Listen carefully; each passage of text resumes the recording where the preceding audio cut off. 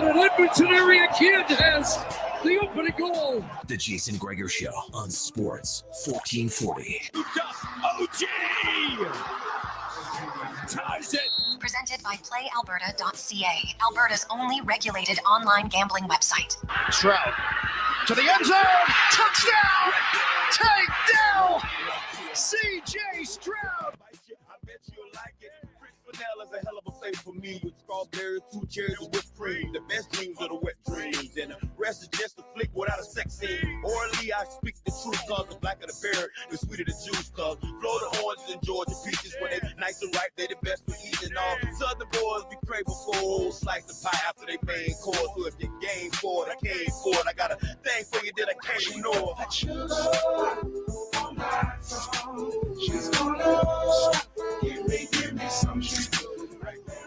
A thunderous Thursday afternoon. How are you? Welcome to the Jason Gregor Show on Sports 1440, live on Oilers Nation YouTube, as the Edmonton Oilers are in San Jose to take on the Sharks. The Gregor Show, as always, is presented by our title sponsor, PlayAlberta.ca, where, hey, you can get in the action. Did you know that PlayAlberta, like maybe you're just like, you know what? I got to change things up. Well, they have the draw today, the Daily Grand, where you can win $1,000 a day for 20 years. That is pretty good. $1 a day for life. I get caps out at 20 years, which we did the math. That would be $7.2 million. Not bad. Not bad at all. So, yeah, we will we'll see. Hopefully one of you win it. That'll be nice. It is a busy Thursday in the National Hockey League. Of course, the Edmonton Oilers are on the road to take on the Sharks. They got to win the game, don't they? Please, for the love of everything, San Jose, just lose. Selfishly, it's always a good lesson in life that sometimes thinking before you speak can be good, even if you're thinking kind of just positively. It has the potential to come back and haunt you. I don't know how many text messages I've received from people who I thought were my friends. I'm questioning that now. I'm questioning it. Listeners with lots of different memes, photos, Costanza, other Captain Stubing, many other follically challenged gents who have elected to not completely let the dream die on the sides and the back. Yeah, it's not a great look. Well, Oilers lose tonight. I'll be joining that group. And and it's not only that, Connor, it's the fact that I agreed to do it for that long. That's probably what annoys me more than anything, right? Like I could have got just like 2 months would have been fine in hindsight. But so yeah, the Edmonton Oilers. And here's the thing, statistically, I can give you every statistical number that says the Oilers should win this game. So the San Jose Sharks, they rank dead last in goals for, and they're dead last in expected goals for. So this is not a team that produces a lot of offense. They're dead last in high danger chances created offensively.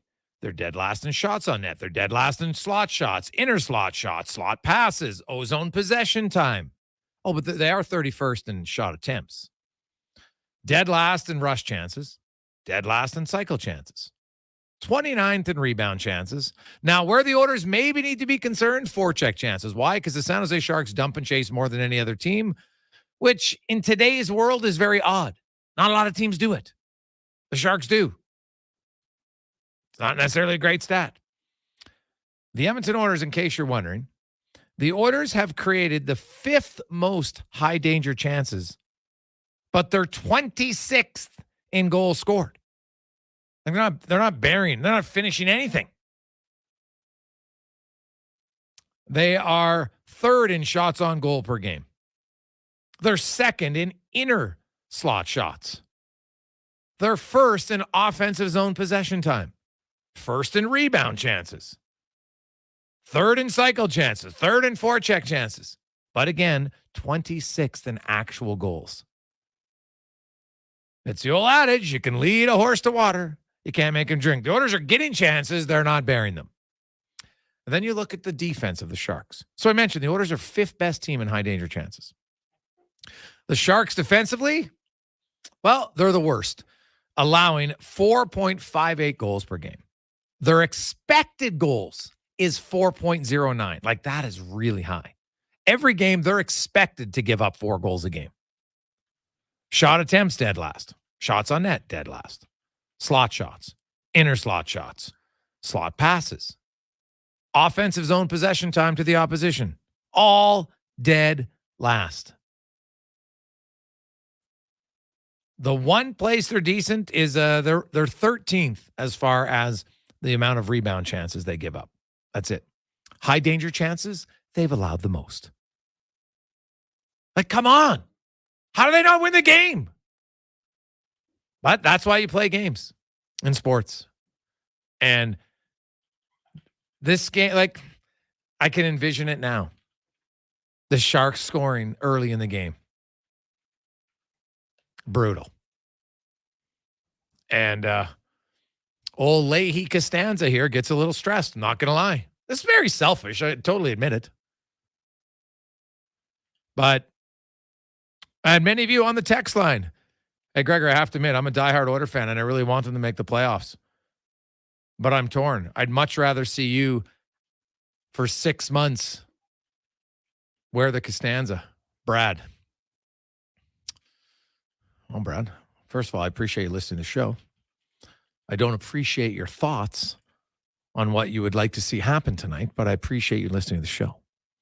You can text us 833-401-1440 in our Jiffy Lube inbox.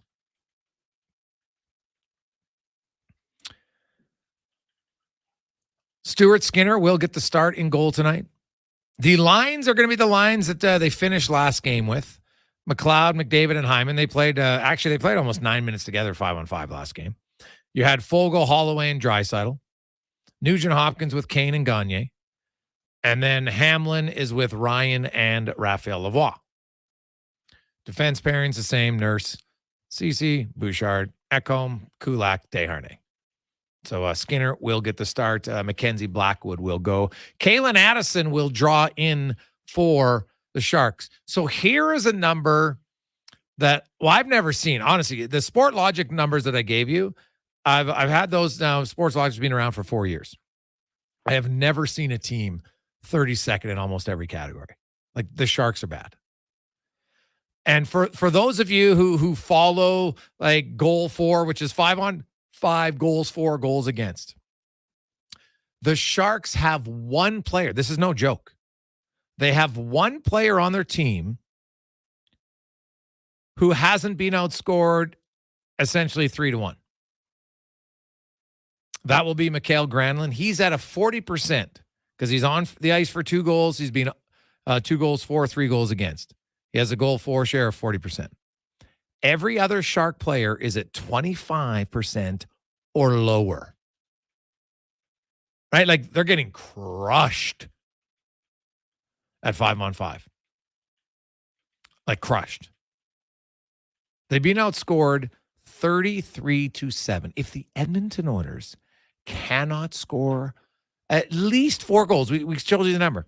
Expected goals against every game for the Sharks is 4. And guess what? Philly just scored 1. That brought it down. Even by allowing 1 goal their last game, they still allowed 21 the last 3. So this is, like, honestly, like, the Oilers, I know they just need a win. And a win can at least give you some positive thoughts. But we thought that last time, right? Against Calgary. Then what happened? Loss. So we'll see it. Hey, Jason, the Scarlet is almost worse. The lost. Almost, from Dirk. Hey, Gregor, imagine the grudge you'll have with the team the rest of the year as he's asking the hard questions with awful hair. from KM. You're not wrong. Trust me, it would be a daily reminder. Some player comes out and, hey, Gregor, why do you have such a terrible hairstyle? Because you couldn't beat the worst team in the league. End of discussion. So, there we go. Hey, Greg's like many listeners, I'm torn on the Oilers winning. Are you getting the Costanza? I'll put on a wager on the Oilers to allow me to cheer with you. Oh, hey, man, I like that. I like the positive twist there. Hey, guys, we should regress to the mean eventually, and we'll return to form. Biggest issue is still relying on Skinner and all the odd man rushes we're giving up. Mark in St. Albert.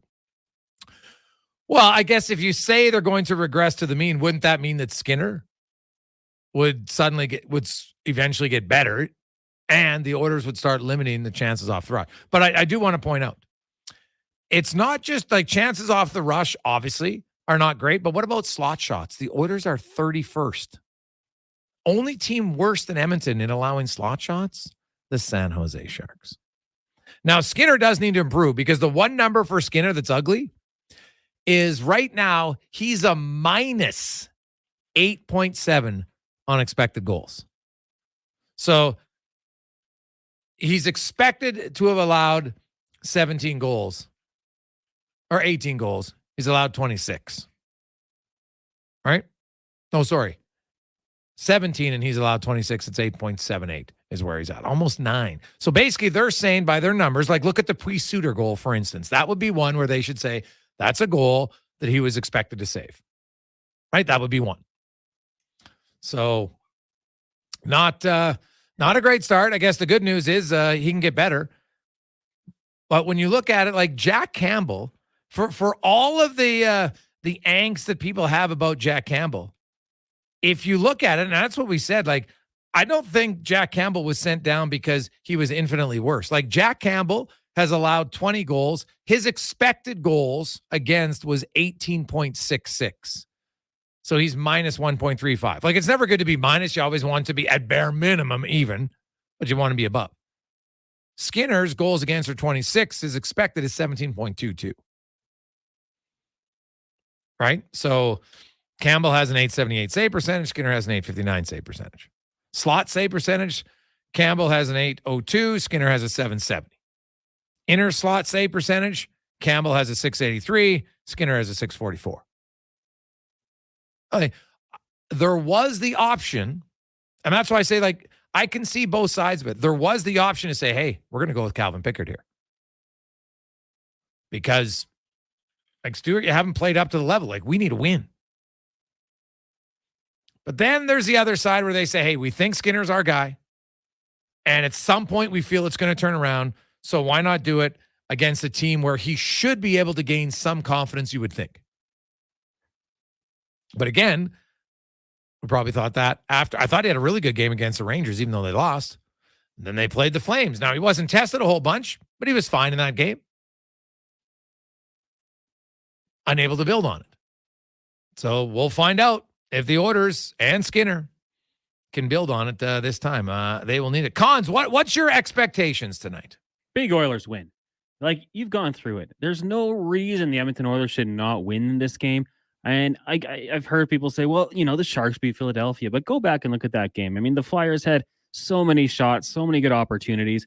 I think the Edmonton Oilers have to look at this one as kind of a chance to springboard, get your confidence back, put the puck in the back of the net. You go up 3-1, 4-1. You're not stopping. You continue to send out the rotation of the top lines, put up points, get the swagger back that you need, play tough. You know, maybe Evander Kane going back to San Jose lights a little fire underneath him, and he gets doing what we've seen him do in the past and gives the Oilers that arrogance, that confidence, the swagger, whatever you want to call it. They need to find it, and they need to find it quick.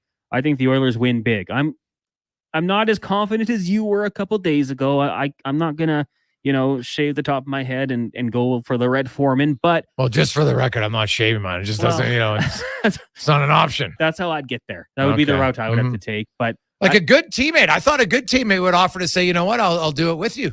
Well, yeah. I mean, I thought maybe I could be another member of the Trailer Park Boys, perhaps, like Julian, maybe. Oh, Julian. hold a drink for So the next basically, you're 6 just gonna months. hey, Gregor, guess what? Well, you walk around with the Costanza Leahy. I'm just gonna have a drink every show. Every show. Oh, nice. Black Nice. tea or, Ricky and get the hair going. Mhm. But Yeah. you took the main character in that one, the real one. But I don't think you Why have to couldn't worry you be about it. Randy? You're as hairy as Randy. Just walk around with no shirt on. I don't think HR will like that. That will get me kicked out of the mall, and it just wouldn't go over very well. But don't worry about it. You're good. You're good. Jordan hashtag with Brad. Why are you laughing? We had a lot of people this morning too during Fantasy Frenzy that are bringing it up. Like, obviously, this is making the rounds, and a lot of people said, "I want the Oilers to win, but I also want to see the Skullet." So. Hey, Gregor, I dare you to tell the Oilers of the reason for your haircut. Kyle Millwoods. Well, of course I would. Because someone's going to, what do you drink? Like, of course, they would be like, what's up with you? And I'm like, well, yeah, you guys sucked against the Sharks. It's essentially why. Oh, yeah, trust me. Oh, I'd say, hey, pack your bags. Going on a guilt trip. No question. Kidding me? Joke. So, man, just even the thought of it. I'll be honest, I didn't sleep very well last night. I'm not even making that up. I woke up today at 5:30 and I was just like, God, this is the worst. Like, you know what? Had I just said agree, like I could get away with it. It was a month. What I'm more upset about is the fact that I committed long-term. That's the problem. That's a commitment for my whole life. Then I do something like this for 6 months. What an idiot. And there's no one else I can blame. That's the problem. No one. I was the stupid one. No one even asked. I just did it myself. God. It's like I'm the Oilers in the defensive zone. Just an unforced error. Here's a gift. Here you go. Brutal. Coming up on the show, the San Jose Sharks. Can they get on a winning streak? Mike Monaco from ESPN will join us. We have Bronte coming up. TR will join us on set. They're starting to shoot season 3 for Shorzy. Wyshynski will be by later on. Livingston. We have Spec. Also, Eddie Lack's going to join us, former NHL netminder, and just talk about the goaltending and kind of the jump. Like, what's the biggest jump? Because you call up Pickard, and lots of guys. We see lots of goalies with 930s in the American League, and they come up to the NHL and ain't even close.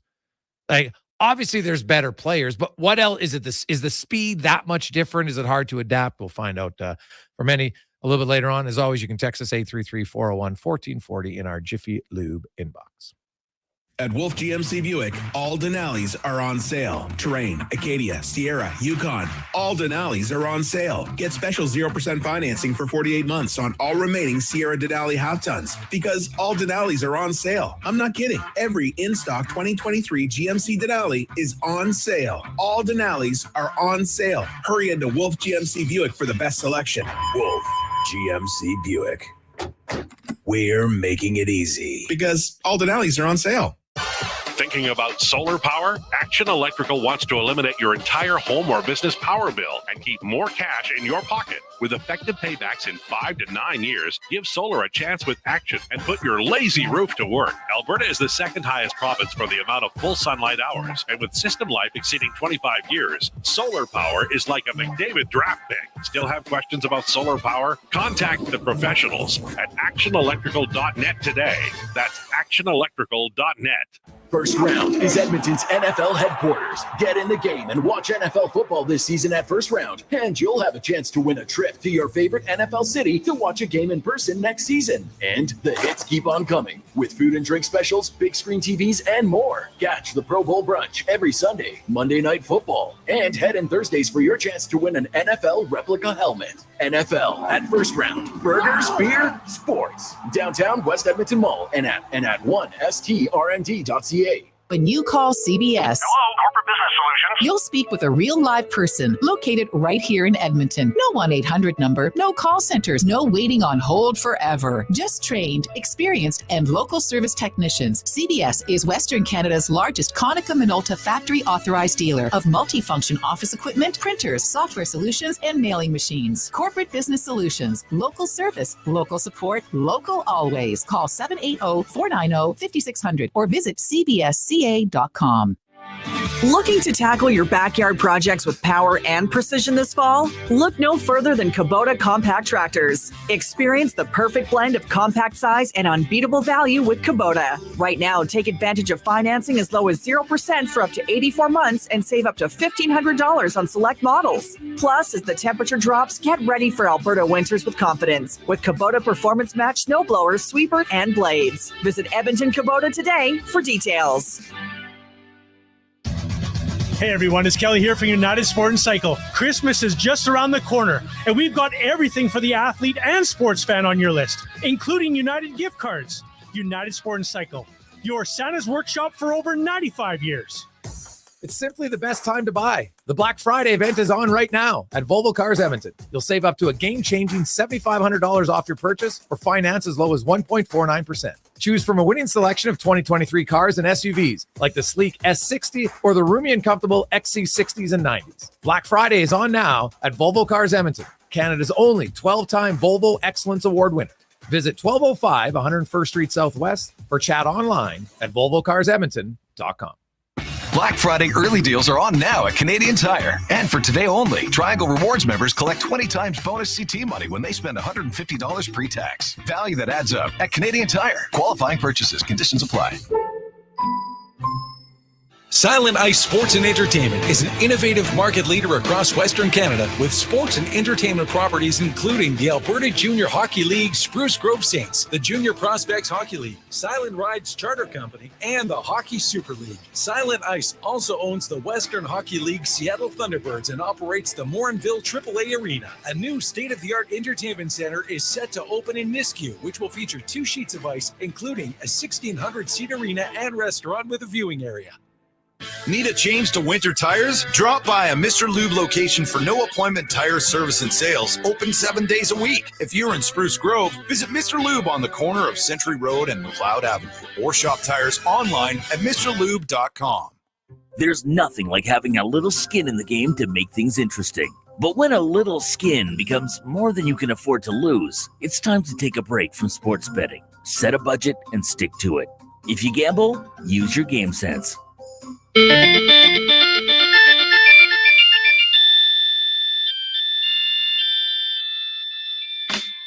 Portions of this hour brought to you by Crystal Glass, the clear choice for all your auto, residential, and commercial glass. Call 310-GLASS or book now at crystalglass.ca. Get the inside scoop for your team on Fantasy Frenzy with Halley and Douglas on Sports 1440. Presented by Will Hawk Beef Jerky, home of Alberta's Sports best Radio. beef jerky. Back. The Jason Gregor Show on Sports 1440. Presented by PlayAlberta.ca, Alberta's only regulated online gambling website. Don't you know that I'll always be true? Welcome back. Game day on Sports 1440, live on Oilers Nation YouTube. The Edmonton Oilers are in San Jose tonight to take on the Sharks. We have a little bit of audibling. We'll switch some guys around. Mike and Greg, I think, are going to switch slots here. So we'll have Wyshynski now, and then we'll get to Mike Monaco, who's from ESPN later on. Guys calling a lot of different sports, man, which would be fun to talk about. But Wyshynski will be by, so that'll be a lot of fun as we go around the NHL, brought to you by McDonald's. And what's better than getting a McMuffin and a medium premium roast coffee? Well, how about getting all of them for only $4? Get the coffee and the McMuffin for $4 only at McDonald's on a busy slate. The NHL, obviously, they're looking. They like the Tuesday, Thursday, Saturday. That's where a lot of their games, and then obviously Monday and Wednesday are some the national games, at least in Canada. So that's what and even in the U.S. So that's what they're looking for. I don't mind it. I've always said I think if you went one dark day, I don't think it would be the worst thing in the world for the National Hockey League. In fact, I think it could be good. As Greg Wyshynski from ESPN. Joins us once again. Greg, welcome back to the show, my man. How you doing? Yeah, my pleasure. Thanks for having me. I appreciate it. Now, I'm curious. So, did you go for a bridge deal rather than the long-term deal in hopes that you're going to play your way into a bigger payday? Is that the strategy with your latest contract of 2 years? Well, the Hockey Writers CBA, caps how long a deal can be, obviously. But, it's funny. One of the salary cap sites reached out to congratulate me on my new deal with ESPN, and they asked me to provide them with the terms of my contract. And I had to tell them that, I couldn't provide those terms. They can be safe in knowing that Disney is still very much cap compliant based on my current salary. Yeah. Awesome. How is how do you feel? You've obviously written at ESPN lots, but now that they got the rights, how has it changed? How do you feel? Maybe it's better in the US. Oh, it's great, man. I mean, obviously, so for those who don't know, NBC had the rights to the NHL in the US for quite a long time. Yes. And the two things that have changed that I think are really great, one on our end, just pouring a bunch of resources and hours of coverage into the sport. We have a weekly show called The Point that I'm on occasionally. That's sort of a news magazine-y type show that, was added to the coverage. Pre-game, post-game shows, obviously having all the games in ESPN Plus, rather than doing the NHL pay-per-view thing, it has been huge. And I think it's really helped increase the scope of coverage. And the other thing is just more of a simple thing, which is to have two different networks, us and Turner, involved in covering the game. It's one, great because it's sort of that competitive thing that has everybody up their game and try to provide the best coverage as possible.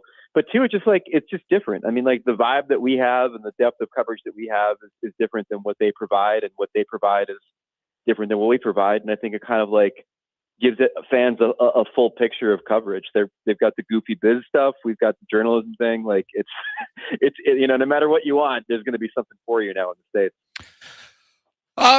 There's lots of storylines early on this season, and there's some really good ones. So let's start with them, and then we'll end with the bad, which will be in the city that I'm residing in right now. The Tampa Bay Lightning. A lot of people are like, oh, they don't have Vasilevsky, man. They're getting a little bit older. Well, John Cooper and Nikita Kucherov and Victor Hedman are just pound sand, everybody. We're still good, even without our future Hall of Fame goaltender. And man, Tampa Bay looks good. And when they get Vasilevsky back, and then I do think at some point at the deadline, they'll probably add another veteran defenseman. I could see them making another long run. They need to do that. I mean, I think that one of the reasons why I thought they might take a step back this year is just the atrophy of talent over the years, losing so many good supporting cast members from their bottom six, including that entire checking line that helped them win 2 cups. And then, losing McDonough because of the salary cap situation. They definitely have to go out and find themselves another defenseman that they can have eat up the minutes that are out there when Hedman's on the bench. But their start's been fantastic. And, the goaltending has been okay enough to help them win games, but it's really been, John Cooper letting his great offensive players just kind of carry the day. And, Kucherov, who I kind of focused on in my column today a little bit, is somebody who has an Art Ross already to his credit, the same year that he won the Hart Trophy. And he's certainly getting off that same kind of start right now where, on the nights when they need something to happen, he's making it happen. He's got multi-point games, all over his docket so far. And it's just a reminder that, these teams that seem like they're going to be teetering on the brink of maybe falling out of contention just because of lineup changes, as long as they've got 5 guys that can, take over games and put the puck in the net, or even if it's just one line, like it's him and Braden Point, they can still make it happen. And credit to Coop. I mean, maybe the Lightning's expectations had to be lowered for him to finally get some credit as a coach, because it's still incredible to me that he's never won the Jack Adams during his time behind the bench. That is amazing, isn't it? Right? I get that you have good players, but there's still a skill in getting your good guys to buy in all the time, right? It's not as easy as just saying, oh, hey, we got a good lineup, we're going to win. Edmonton, right? Well, it's funny because I wrote about this recently about the Jack Adams, and when we think about really, really good teams and their coaches winning that award, I mean, the last guy that really got credit is Scotty Bowman, maybe. Babcock never won it when he was, with those great Detroit teams towards the end of that decade. Montgomery wins it last year, with the Bruins having the season that they had. But I think the reason he wins it is still because the voters could point to definitive things that were different with him behind the bench. So, like, for example, their defense goes from like the bottom of the league to the top of the league, and you could see the structure he's giving them. So if it wasn't for those tangible results that you can point to and say a coach did this, I still wonder, even with the season the Bruins had last year, if somebody wouldn't have ended up jumping up and winning that award instead of him. Because you're right, they just don't seem to give the credit to the coaches of the really elite teams for that award. Yeah. No, it's oh, look, we have a bad team and now suddenly they're good. Or, sometimes, although I guess, you look at Boston, right? Like that was a pretty dominant victory there for sure. And hard to overlook what Montgomery did. And even Vegas, I guess, to a different level. But you're right. It is at times. It's like, oh, look, a bad team suddenly is squeaks into the 8th place team. Oh, geez, big improvement. And so not overly sold on that. There are some teams though, Greg, that you look. Hey, Boston's playing great. I'll be honest, I didn't think they'd be this good, so I give them massive credit. Carolina has found their game after they couldn't stop a beach ball to start the season. No surprise there. But what about your Devils? What? Any angst at all with Hughes out? Well, I mean, there's concern because it's Hughes and it's Hischier that are both out right now for them right now, which is really kind of an unrecoverable thing when you lose your top 2 centers to, in Hischier's case, I think it's a concussion, and obviously with Jack, it's some upper body shoulder thing that's going to keep him out for like a couple weeks. So I think they're just going to try to maintain, but the real intrigue around the Devils right now is their 5-on-5 game kind of has fallen off a bit. Their power play is insane. Like, it's top in the league. It's clicking at over 40% last time I checked.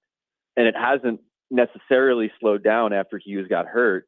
Like, Toffoli's been great. Dougie Hamilton, the additional Luke Hughes. Like, the power play has really been the reason that they're competitive. But their 5-on-5 game that was so effective last year, using their speed, getting back on defense, flipping turnovers and coming in on odd man rushes, that kind of thing, has just been really disjointed. I think part of it is trying to recapture the magic is tough when you played as well as they did last year. And part of it's also just some slight personnel changes on their back end where they lost Damon Severson. They ended up trading him, I think, to Columbus. He was going to be a free agent anyway. Ryan Graves signed with the Penguins. They're dealing with a little bit of a personnel turnover on their back end. So I think there's just going to be a little bit of adjustment to be made. This should be fine, but the beginning of the season has very much been power play heavy, and then hope the 5-on-5 game gets to where it needs to be. Greg Wyshynski from ESPN joins us, and you come north of the border. There's lots of concern. Toronto, they don't like their defense. They don't like their goaltending. John Klingberg, oh my goodness, like he is. And that there was lots of people questioning that when he was signed, saying, have you guys not watched him the last few years? But holy cow, he does not look good. No, he's terrible. You know what's funny about Canada right now? Like, every single team except for one has this like messy drama going on. Whether it's, Winnipeg before the season, whether it's Ottawa with the owner, obviously the Oilers are where they are, and Calgary's dealing with the Huberdeau thing, and Toronto's flipping out about their defense, their goaltending right now. And Vancouver, all of a sudden, despite being incredibly good on the ice, has become obsessed with who wanted to draft Elias Pettersson and who didn't. The only team that's boring right now is Montreal. Like, yeah. Montreal's just like, we're going to stink. We stink. And then eventually we'll get good. But you guys go and freak out about your stuff, and we'll just keep doing the thing that we're doing. It's wild right now how dramatic some of these markets are. But, the Klingberg thing, you're right. I mean, I never quite understood why they went in that direction, considering his defensive deficiencies and the fact that his offensive game had sort of atrophied too. I mean, this guy is, took a 1-year show me deal in Anaheim and didn't really show anything there. And so that was a puzzler to begin with. But like the supporting cast stuff, I mean, we all kind of know what Ryan Reeves is. So the fact that it's getting called out as much as it's been called out by Leafs fans is, I don't know, I guess predictable, but a little bit like redundant. But like some of the guys like Max Domi and others have not necessarily given the sort of performances you'd expect from them at this point in the season. It's one of the reasons why the team has been a bit middling, I think, especially on the defensive end early on. Yeah, and then hey, speaking of drama, the Ottawa Senators, man, it's all over the place. Although I will say, I really kind of thought that first round pick penalty for that trade or withholding information, I thought that was really steep and I didn't really agree with that at all. Where'd you come out on that? It did seem a little harsh, for being honest. I mean, like I did like all of the pettiness involved, where it was basically like the Vegas Golden Knights and the Anaheim Ducks being like, hey, these guys completely wasted our time and they should pay. And then the NHL going along with it. I mean, I understand why they did it. And I understand that, sometimes Bettman makes these decisions to just make sure that everybody's paying attention. But ultimately, where I fall on it is kind of in the Ilya Kovalchuk penalty realm, which is that, they could have hit him with a bunch of other things, a fine, whatever, and then, hit him with the loss of the first round pick, but then eventually come around to the idea of, okay, well, the person who made the mistake or had the professional malfeasance, well, he lost his job. Yeah. The owners at the time of this happening are no longer the owners. Now there's a new guy owning the team, and that's kind of like almost like with the Devils. I mean, in the Devils case, it was the owner at the time, Jeff Vanderbeek, wanted to sign this contract with Kovalchuk that was completely illegal. He sells the team, and to do the new owners a solid, the Devils get their first rounder back. And I kind of feel like maybe they can come around and make good, considering the Senators have kind of cleaned up the mess a little bit. Because you're right, the loss of a first rounder in this situation seems a bit heavy-handed given the situation. And give me your thoughts from afar on the Edmonton Oilers. I picked them to win the cup. They're going to be fine. I mean, they have to be fine. You're right. No, it's funny. I was talking to somebody at practice recently at MSG, your typical hockey lifer, and he said, the thing about the Oilers is that out of all the teams that are out of the playoff picture right now, they're the only one that you look at and say, okay, I could see 2 really good weeks getting them back into it. People forget that this team is like, what do they roll off? Like 16 out of 19 to close the season last year. Like, they have the ability, if they get average goaltending and Connor and Leon kind of carrying the day, to rip off a streak that can get them back up the standings and back in position to at least challenge for a wild card. The thing I discovered about the Oilers and writing about them a bit this week and talking about them on our podcast, The Drop, was like Connor's point total is good for people that aren't Connor McDavid. Yes. But and I think you mentioned this too, Gregor, recently, like when you dig into the numbers, he's doing a lot of good work in trying to create things. It's just that the finishing on this team has been atrocious. Like, the shooting percentage overall has been so bad compared to last season. And Connor is first in assists that lead to shots, and then like close to 200th in the league in primary assists, which tells you that like he's doing his job and creating offense, but nobody else is finishing these chances. And so again, shooting percentage is elastic.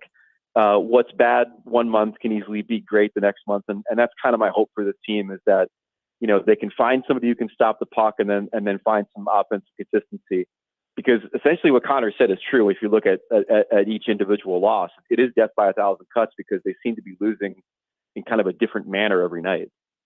Oh God! Well, every night there's one consistent. They don't get enough saves, and then they'll usually make just a ghastly defensive decision that leads to a goal against. But Greg, the good news for the Oilers, they are playing the one team in the league that's worse than them in the standings, a San Jose Shark team that, and you go by SportLogic's numbers that I posted today, and just all the other data, man, like they are going to push to be one of the worst NHL teams we've ever seen. And I said at the start of the year they wouldn't win 20 games, and that's only happened once in the 2000s. That was Atlanta.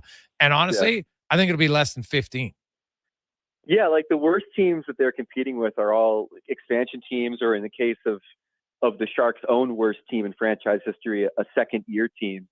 The thing, there's going to be nights like we had against the Flyers where, like, they get a really good goaltending performance from Mackenzie Blackwood, probably before he gets traded at the deadline or before then. And then they play a close game, and the familiar pangs of pride creep into the players' games, and they play well and finish off an opponent. How many times that'll actually happen this season is anybody's guess. Probably not a lot. but it might be the thing that keeps them from being one of the absolutely atrocious teams in the history of hockey. But listen, it's funny. We were talking about this on the podcast this week. It's almost like Mike Greer and the Sharks went out to try to design like as bad a team as possible, but then they're like the mad scientist in a sci-fi movie looking out the window and watching their creature maraud the countryside and being like, my God, what have I done? Because I don't think anybody knew it was going to be quite as monstrously bad as this, and just how downright ugly it was going to be early on this season. But again, like you said the Oilers should feel pretty good about this game. I kind of agree, because they're a really bad hockey team. But if I'm Jay Woodcroft, I know the possibility exists, dude, that I could give the Sharks their second win of the season, and I think I'm curious to see how you bounce back from that if you're the Oilers. I can tell you, Greg, on a purely selfish note, that there's very few more angst than I am, because I made an off-the-cuff comment on Monday before the Oilers game on Monday. I was like, hey, I don't think they're going to beat Vancouver, but they'll beat San Jose because they're terrible. And I'm so confident they could beat them. I would grow the Costanza or the Leahy. And sadly, that is now on the table if the Oilers lose that game for 6 months. So trust me, there is no one wanting a San Jose loss more than myself. Well, maybe my wife. That might be the only other person. Hey, well, listen, all it takes is one good win and then you get rolling. Wow. Which is obviously exactly what we said after the Heritage Classic. Yeah, you know what? It's funny because it looked like, and the thing about the Heritage Classic was the Oilers actually played how you want them to play. Calgary did not generate many chances. They played sound defensively. You know what? They didn't rely on McDavid and Draisaitl to win the game. Their defense scored some goals. You're like, okay, they're out of their slumber. And then they followed up with loss. Yeah. So, and they can't score. That's the thing. And I know, and like you said, like everybody was kind of treating that Vancouver loss as being like, oh my God, here we go again. It's like they already dropped 2 to them this year. They clearly have their number, and Vancouver is good. Like I'm with you, man. Like I went into that game being like, if they win here, it's unexpected. But this is one where you got to get a little healthy here. You got to take care of the Sharks, man, because this is why you're playing them, is to get a little bit healthy, feel a little bit good about yourself, and then, God forbid you lose, now it's a completely different conversation. Oh, dude, if they lose that game, I want what the organization's going to have to do something. You can't lose to like I get that Edmonton's 31st, but if you look at all the data, like the Oilers have created the 5th most high danger chances. They can't score to save their life right now. It's odd, but you lose to San Jose, Greg, and now you're 2-9-1. I'll be very curious to see what Jeff Jackson does, because you can't just be like, at some point you'd have to do something if you have a loss. Like, I don't think they'll lose tonight. I'm hoping they don't lose tonight for myself, and even if they lose to Seattle, like win tonight and then lose to Seattle, it's like, one step forward, 3 back again. It doesn't do them any good. Yeah. And the timelines of these types of, spirals are usually like team meeting, put a big name veteran on waivers to get their attention. Then there's usually like a trade before you fire the coach. But like the thing about Woodcroft is, like you said, I mean, like you look under the hood on this team and there are some things they're doing that are quite good. But then you watch them and it's like the goaltending's terrible. And as you said, when you watch guys like Nurse and Bouchard make mistakes out there, they just seem apocalyptic as far as like their impact on this team when they do make defensive gaffes. So I don't know, man. Like part of me thinks they're going to have to make a move for a goalie before they would fire Woodcroft, just based on how well this team is playing, kind of like theoretically. But you're right. I mean, like if you drop a game to San Jose and this is your record moving forward, like, man, it's going to be hard to kind of like make the argument that there shouldn't be at least some kind of change behind the bench. Yeah, well, something management. I don't know what. Goalie coach, trade, anything. Oh my goodness. I don't want to think about it, Greg. Although from a radio sports show host, if I hadn't made this dumb bet, it would actually be, rather riveting to see it unfold. But now that I have that in mind, I don't want it to see happen. So we'll see. Well, Mackenzie Blackwood, you saw him up close and personal. Like a few years ago, this guy was really, really good in New Jersey. And he wasn't bad. I mean, like he had his moments, and then over the course of a few years, like his game kind of fell off. But again, that's the real issue now, is that like you're at a situation where you're looking around the league and like who is the person that you're going to trade for? Like what is the goalie tandem that somebody wants to break up in order to help the Oilers, and then what do you have to give up to do it? Let me give you this one, because I thought about this the other day. If he was healthy and the Flyers came to you and said, we'll give you Carter Hart for Evan Bouchard, would you make that deal today, knowing what Bouchard is this year? Would Edmonton make that trade, Carter Hart for Evan? Oh, I think they would in a heartbeat. In a heartbeat, yeah. Even knowing he's a pretty valuable asset, which is a good young puck moving defenseman. Yeah, well, I think they realize if you don't have a goaltender, you don't have a chance. And their goaltending right now has been so bad. Although I would think it would have to be another, if you're trading Carter Hart, you probably want a goalie back. So it would probably be Hart for Skinner. And then if you're making Bouchard, then Philly's got to give you something else. I'd probably end up being a bigger piece trade, but it would be an interesting conversation. I think Edmonton might have to make it, because if you don't have a goaltender, you don't have a chance. Yeah, there's just so few teams that want to break up their tandems. You can go and ask for Wedgwood from Dallas, but then what are they going to do? Play Ottinger 80 games again? It's really become an interesting league in the sense that you do have these teams that certainly have their workhorse starters, but a lot of them are tandems. And even when the teams do have workhorse starters, you look Nashville or Dallas or whoever, they love their backups, and they love the ability to give their guys a spell with a good goaltending performance in the backup as well. And again, is Lankinen or Wedgwood or some of these other guys going to really be the solution in goal? I don't know. That's what Jack Campbell was supposed to be, right? With the 1A who comes in and stabilizes the position. By the way, enough of the Jack Campbell erasure, man. When he was signed, maybe a lot of us thought the money was a little egregious, but it was a really hot goalie market. But for the most part, we all kind of thought he'd be a stabilizing force for that team and not an abject disaster who's on waivers a few years later. I don't know. I feel like there's been some revisionist history in the Campbell signing just because of how bad he's been. Yeah, well, I will say there were some people that said, hey, man, 5 years, it's kind of, and I'm always one. I've always said this. Nobody unless you're elite, I don't sign guys to long-term deals. Goalies especially, man. Oh God, the term is the issue. But again, the problem is that it was a market that probably required them to give that kind of contract to get him into Edmonton. So sometimes you have to keep that in mind when looking at a contract just on paper.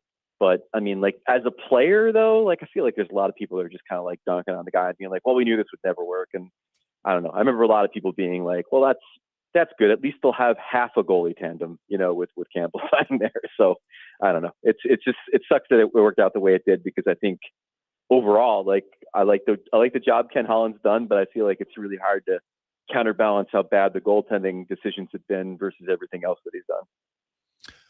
Greg, great stuff, my man. We appreciate it. Have yourself an awesome day. Anytime. Thanks for having me. That's Greg Wyshynski from ESPN. Quick break. We'll return. Bronte joins us next on the Gregor Show, presented by PlayAlberta.ca. I got into reffing for the excitement. He's going for the chair. Turns out wrestling is completely scripted. But you know what's exciting and unscripted? PlayAlberta.ca. With an all-new sportsbook, odds boosts, and betting on any game. PlayAlberta.ca. Go all in on excitement. Sign up today with promo code SPORTS50 and get a $50 free bet. Official gaming partner of the Edmonton Oilers. Remember, if you gamble, use your game sense. Legacy Heating and Cooling is sounding the call. Don't struggle through winter with a furnace you can't trust. For maintenance before winter strikes, Call Legacy. Call Legacy. for furnace tune-ups and repairs to give peace of mind. Call Legacy. Or to scrap your old furnace for a brand new high-efficiency one. Call Legacy. Call Legacy. And with no payments, no interest for 1 year on your new furnace, it's gotta be Legacy Heating and Cooling. One call does it all. Action Electrical is proud to celebrate 50 years of providing complete electrical services and a full circle of care, including projects, service, TAG, and energy. From humble beginnings in a small Sherwood Park basement to a family-run business, the Action Electrical stamp can be found on some of the most iconic schools, office buildings, and warehouses across Canada. From conception to completion and beyond, contact The Professionals at actionelectrical.net today. Hi, I'm Colin from Cantork. The call letters and studio have changed, yet Edmonton's passion for sports endures. Cantork proudly continues our partnership with Jason Gregor and is eager to get back in the game on Sports 1440.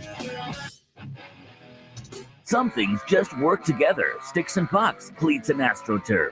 Your love for the game and Papa John's passion for better ingredients, better pizza. Nothing pairs with the game like Papa John's. Crafted with signature sauce, toppings, and original fresh dough. They're the champion of pizza. And now you're the champion of winning deals. Just order at papajohns.ca. Use promo code SPORTS20 and score 20% off any regular menu price order. Better ingredients, better pizza. Papa John's. That's SPORTS20. When you think local, think corporate business solutions. Local service, local support, local always. CBS is the largest Konica Minolta office equipment dealer in Western Canada with a full line of multifunction office devices, printers, mail machines, and software solutions. When you call CBS, you'll speak with a live person located right here in Edmonton, and most issues can be resolved over the phone within 20 minutes or less. Call Corporate Business Solutions today, 780-490-5600, or visit cbsca.com.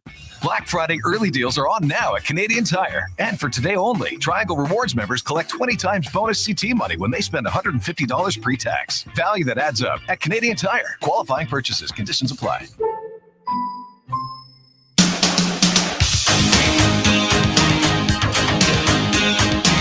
Portions of this hour brought to you by Cantork. We've continued developing tools and are excited to announce our newest design, the battery-powered nut runners. 4 models from 500 to 3,000 foot-pounds with more on the way. Learn more at cantork.com. Sports Radio is back. The Jason Gregor Show on Sports 1440. Presented by PlayAlberta.ca, Alberta's only regulated online gambling website. Did you read the news today? They say the danger's gone our way, but I can see the fire still alight, burning into the night. There's too many men, too many people, thinking too many. 250, Gregor, Connor Halley with you on Sports 1440 live on Oilers Nation YouTube as we get to the oil report brought to you by Volvo Cars, Edmonton.com. Right now, they have their Black Friday sale. It goes on till the end of the month where you can get $7,500 off any 2023 model.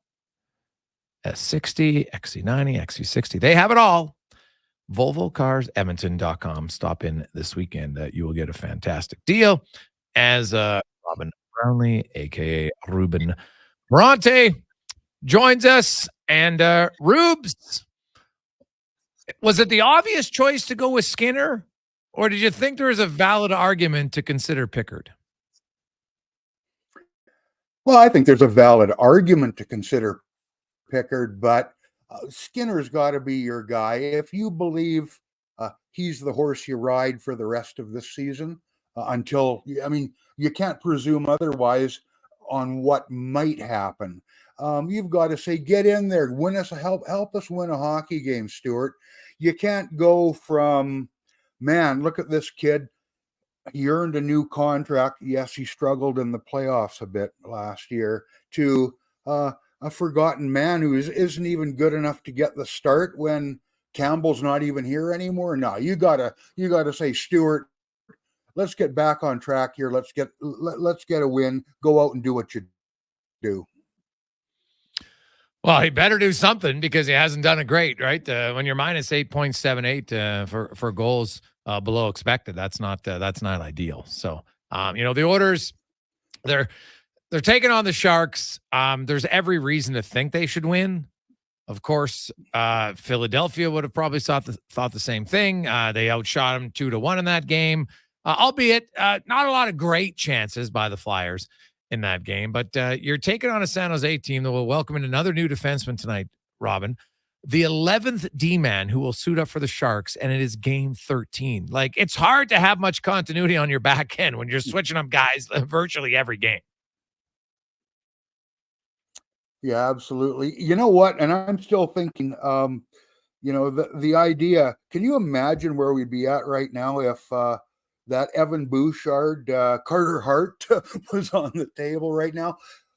The Oilers would do that in a second, would they not? I know you discussed it with Wyshynski, but I tell you what, that's a name that would come in handy right now, especially if you go with a tandem of local guys like that. But you know what? For me, I worry, and it's not because of the haircut thing with you, Mackenzie Blackwood against Stuart Skinner right now. I don't have any delusions that the Sharks are any good, but they were not any good team that was good enough to beat the Flyers. And where the Oilers are at right now, if they don't get going early, and Mackenzie Blackwood looks like not tonight, fellas, this could be more of a nail biter than you think, because when the Sharks started off so terrible before the Oilers lost the last couple, I remember mentioning how pathetic the Sharks were, and how they were going to push the old Washington Capitals for, the worst start ever and maybe the worst record, talking about overall wins in a season. I don't think they get anywhere near 20, but funny things happen. This is the team you got in front of you now. They got to feel a little bit better about themselves. They're realistic, but they got to win under Philadelphia. This club is so shaky. They've had so many good starts in terms of shots. Look at the last game against the Canucks, and you look up at the scoreboard and go, man, we've had our chances and we're behind. We can break down those chances, and you've done that a couple of times, but holy cow, if it doesn't start well, it might not end well, because this is a club that's got to be really fragile right now. Oh, well, 100%. But they all should be annoyed, man. Like you'd think they'd be angry and show some fight at some point. And I would have liked a little bit more late in that game against Vancouver. Heck, be a Brady Tkachuk, get in the face of one of your teammates when you make an egregious error, right? Like, at some point, this team, like tonight, and here's the thing, Rob, I expect them to win tonight. And they don't get negative marks because they beat San Jose, but I don't wake up tomorrow and be like, okay, the Oilers have turned, like the Oilers could win 7-1 tonight. They easily could. Like, look at the numbers. San Jose's expected goals against is 4, right? And their goals is even higher. It's crazy. But I look at this as a game. The Sharks don't score very much. Like, here's my favorite stat of the Sharks. Since the NHL has been around, there's been 1,695 different NHL teams. The Sharks are 1,693 all time so far in goals per game. Only 1929 Pittsburgh Pirates and Chicago Blackhawks score less. Like, this is like, if the Oilers, if they even give up 3 goals tonight or 2 against the Sharks, you can look and say, how is that possible?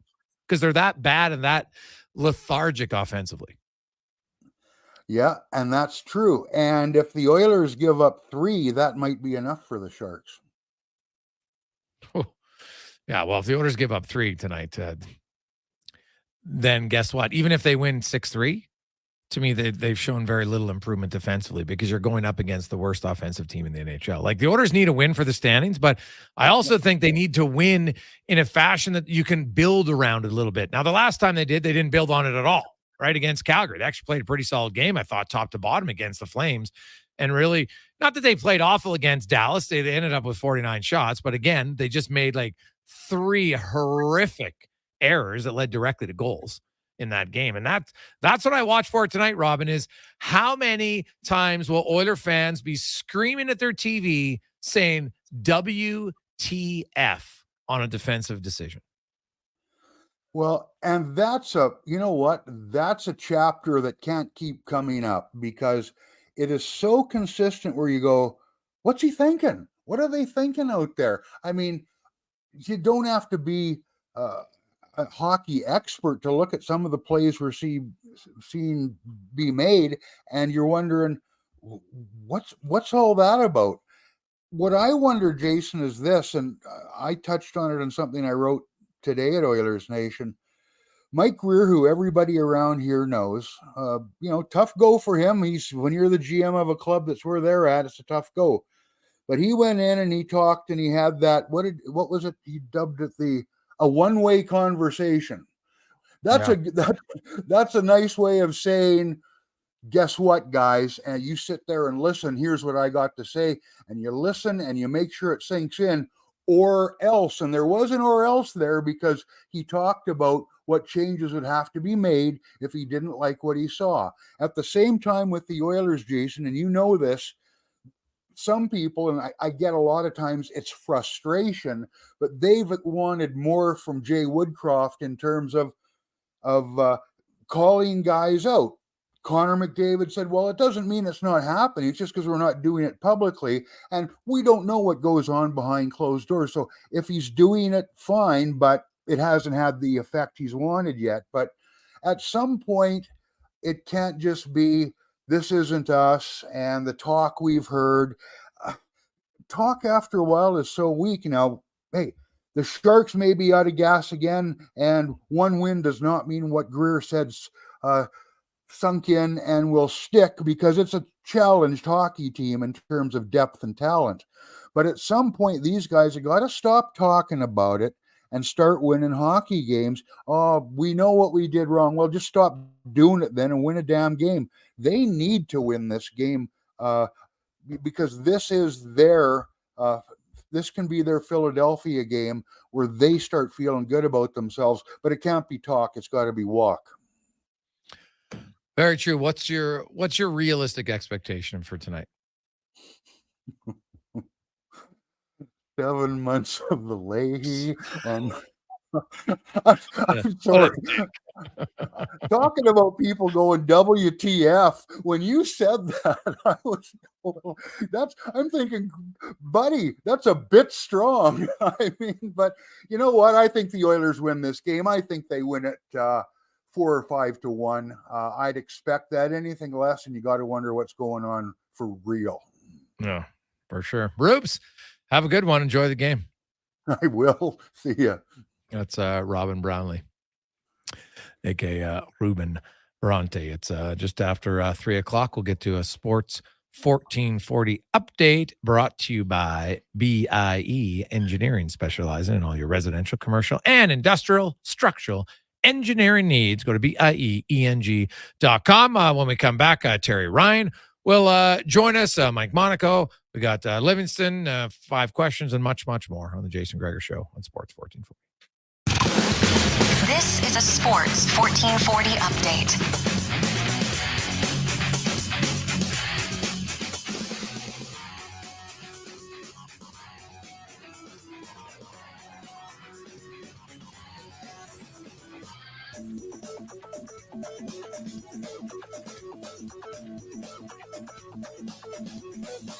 It's game day. The Edmonton Oilers in action, taking on the last place San Jose Sharks down in California. Puck drop 8:30. Stuart Skinner, look at the knot between the pipes in this one. Puck drop just after 8:30.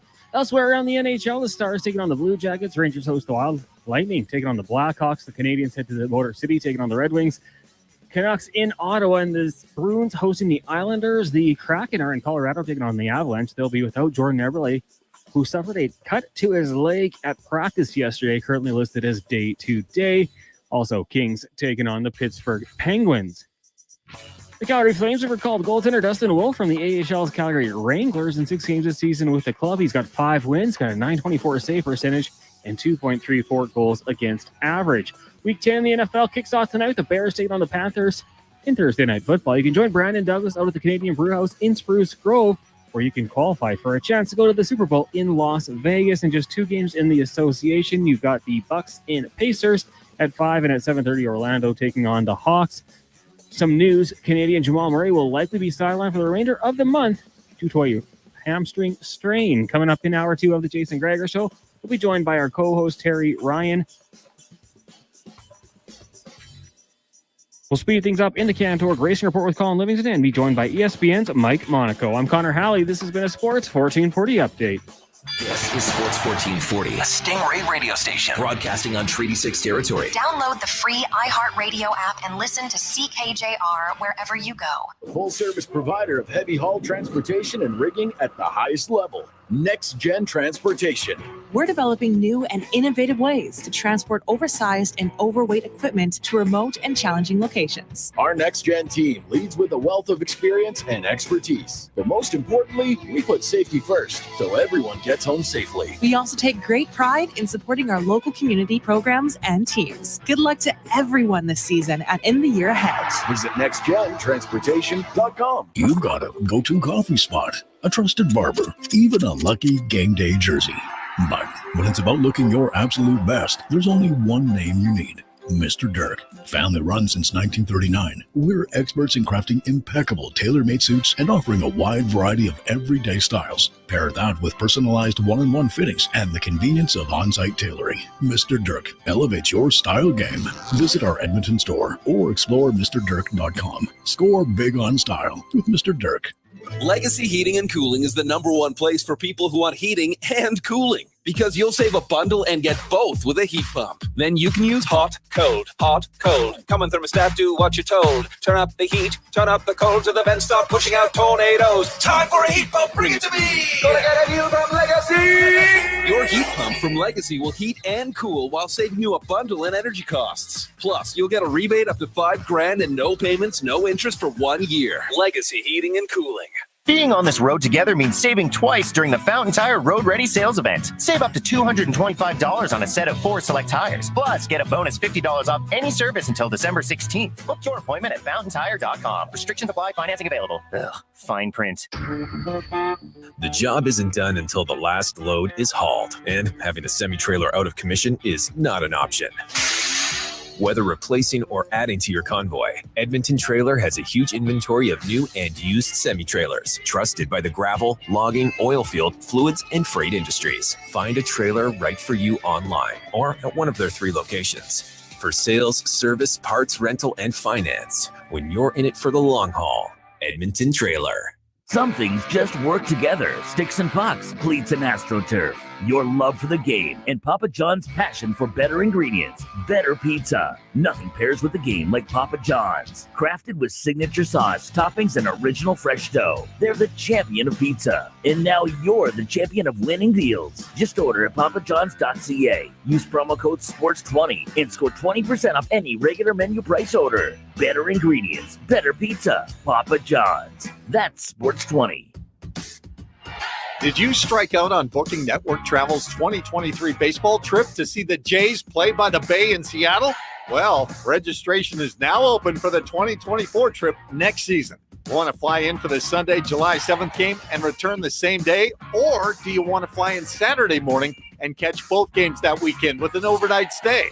Either way, it won't be long before Network Travel has a full count for both options. So book today at networktravel.ca.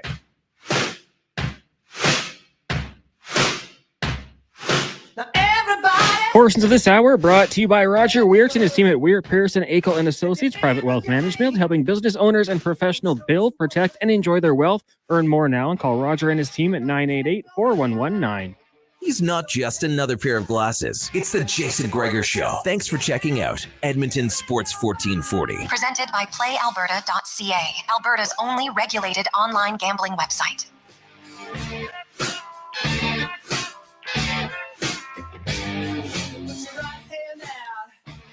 We continue on game day on Sports 1440. I'm Jason Gregor. Of course, thanks for watching as well as live on Oilers Nation YouTube. Everything's presented by PlayAlberta.ca, where you can get in the game. And of course, or you can come in. Hey, we just had Bruce came down. Of course, he had qualified, picked up his hat, came by, said hi at the E-Well Studios. You will always remind you, stay tuned for an electrifying show that's going to light up your day. That is EWEL.ca. As we welcome to the show, gentleman who always brings it, got a lot of energy, on spunk, as he's now in the bustling metropolis of Sudbury, Ontario, as he is shooting season 3 of Shoresy. Former NHLer Terry Ryan joins us. TR, how you doing? Not bad. A little bit wiped today. We've been we started our stunt rehearsals and all that stuff yesterday, and we always finish with a game of 3-on-3. Today it went 2 hours. So yeah, I'm a little bit tired, but it was fun. We're kind of going over all the scenes that are coming up in season 3, like the on ice stuff. We do all that stuff first, and it's going to be a lot of fun. I tell you that. How's your hands in 3-on-3? Well, you know, my legs got slower, I suppose, over the years, but my hands are the same. I've been playing ball hockey and ice hockey 5-6 times a week for as long as I remember. And these are all like real good hockey players, so it's a good game, right? Like, I mean, Jordan Nolan had 3 Stanley Cups, like I said. Brandon played. Everybody on the ice today, was played a good level. So you like to challenge each other like you do, I mean, my Right. favorite times growing up, my favorite way to train was playing street hockey. When I played in Montreal, my assistant coaches there were Yvon Cormier and Steve Shutt. They played the game, so they would bag skate us, quote unquote, by 3-on-3. Just we might go for 3 hours, but that's what and I would love that because I just get more out of it than skate the wall to wall and skate the terrible. lines. It's the word. You get It's nothing out of terrible. it. Yeah. No, so I enjoy that. Like I've often said, I'll do cardio all day long like that. I just going out and running on the side of the road. It's for the birds. Well, I guess it's not for the birds. The birds fly, but you know what I mean. Yeah. No, and I know what you're saying. You're in Sudbury, so I'm sure the ripple effect has been felt in Sudbury as the wrath of John Klingberg is spreading across Ontario right now. TR. Now, when I saw some people who said, "Hey, there's some risk here in signing John Klingberg, the way he's played the last few seasons defensively." And I know it's early on, but oof, my goodness, he has at times. It's it just looks like a guy who needs a map in his own zone. Yeah, man. I watch a lot of Leafs games too, and boy, I don't know. I don't know what they're going to do. They gave him a good chunk of change too, and he's a total liability out there, like every time. And I know at one point this guy was like in the conversation for the Norris Trophy. So, and he was kind of out of sight, out of mind. Like I didn't realize until I'm seeing him now every night. Like really, man, you need to play defense. The Leafs. How much did you hear last year? People really, really giving Justin Hall a hard time. And they do there. It's happened over the years. Larry Murphy, Carlo Koliakov. I remember just when they really, really get on somebody, I guess in any Canadian market, okay, it's going to be magnified. But, now I'm looking at it going, if only they had Hall instead of Klingberg. I can't believe I'm saying those words. I can't. But, there's sample sizes, there's bad luck, and then there's somebody looking like a fish out of water who was once real good, and you're giving them almost 5 schmil. I mean, I don't know. Recipe for disaster. Oh, 100%. And now he's one part of it, but I saw Frank Corrado doing a piece that he broke down very well about David Camp continually not making the right read defensively. And he broke it down very slowly, talked about, okay, here's the forward coming back and the first forward back. And this is really kind of simple stuff, Terry, that most people who have played any level know. Okay, even if you're the center, if the winger's the first guy back and he's in the corner where then the centerman has to take that winger's position, right? Like that's pretty standard in almost any play, right? So he talked about, hey, here's the tracks right in the high slot. You don't go lower than that because now you're the winger. That's where you want to cover. And literally, if you watch the play unfold, Camp comes back, he storms, he stops right at the side of the net. All that Ottawa does is come out the other side. They put it into the high slot where he should be. Boom, Chychrun wide open goal.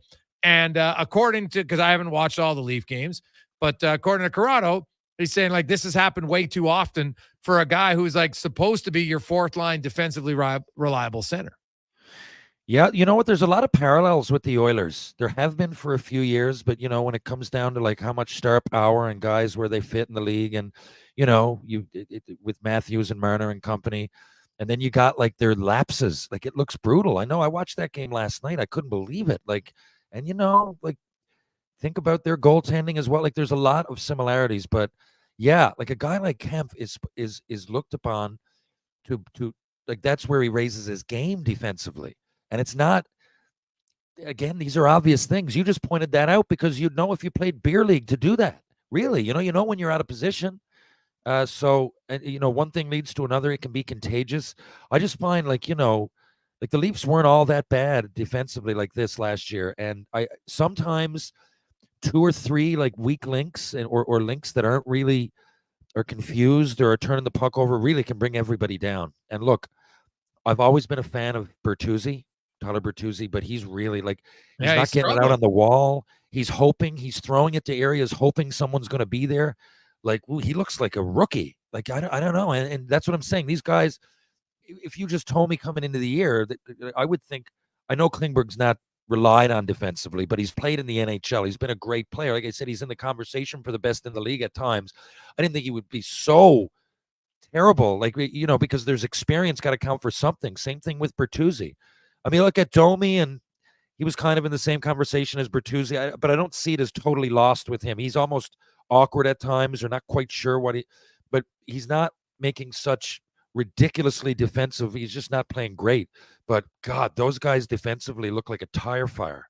Yeah, well, Oiler fans are like, hey, hands up. How about us? And, Edmonton at the same time has had some similar issues.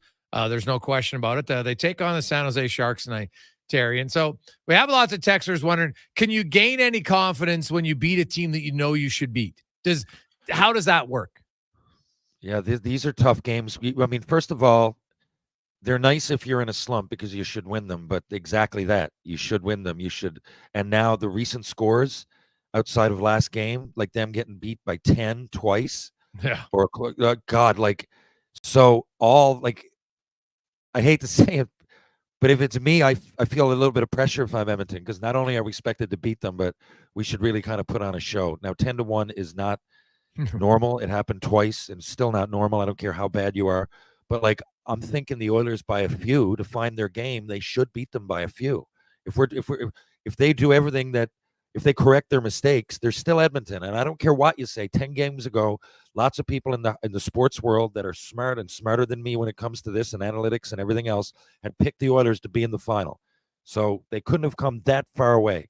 So I think if they get their game against San Jose, which they really should, right? This is time to, I hate to say it, but you have to practice your power play and things that should be clicking and aren't. And if that doesn't happen, I don't know. I mean, I know we've made the move with Campbell. Was that the problem? It's definitely one of them, but still, I don't see much changing there, and nothing against the Pickard kid, or I guess vet by this point, but I don't know. I'm looking at his numbers. I don't know much about him. He's okay. I don't think that's really the answer. I don't know. I don't know. So it's a big game. I think a lot of eyes in the hockey world for two last place teams. There's going to be a lot of eyes on this game. Yeah, it's kind of like the train wreck that you can't look away from, right? I think that's part of it for this one. And I think some people are waiting for Edmonton to wake up.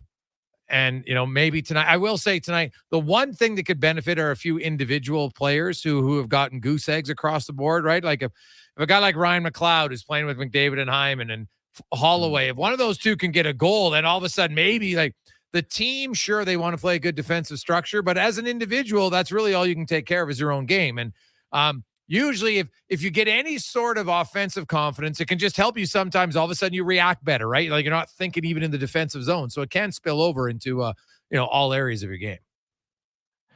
Totally. And now listen, and I know there's all kinds of reasons to be upset and watch the Oilers and say, this is crazy. They're terrible. But listen, they had 19 shots before Vancouver had one or two the other night, right? We saw that. A couple of those go in, and they're not that, but they're not great. They're certainly not as good as people thought they were going to be, but that's not going to happen every time that you get 20 shots before the other team gets a handful and you're losing. So I hate to say it, but I sound like a broken record, but we're on here to analyze the game, and I'm trying to tell you my honest thinking here. Yeah. My honest thinking is that they're not this bad. I think that they've been getting bad bounces on top of the bad play, but still other teams make mistakes. It seems like it's in the net every single time. This is, if anything, a good game to get everybody going. It's almost, I don't want to use the word exhibition because you need those points, but breathe, go out there. This team clearly isn't great. You should be able to beat them. And even if it's 2-1 though, whatever, it's positive, it's 2 points.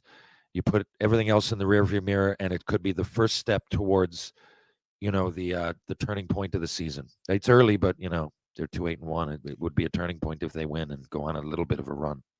Jason Gregor, Terry Ryan with you on the Gregor Show, presented by PlayAlberta.ca. When we return, Mike Monaco, the voice on ESPN, will join us. This guy calls every game, lots of different sports. He's calling the Sharks game tonight across the ESPN network. He'll join us.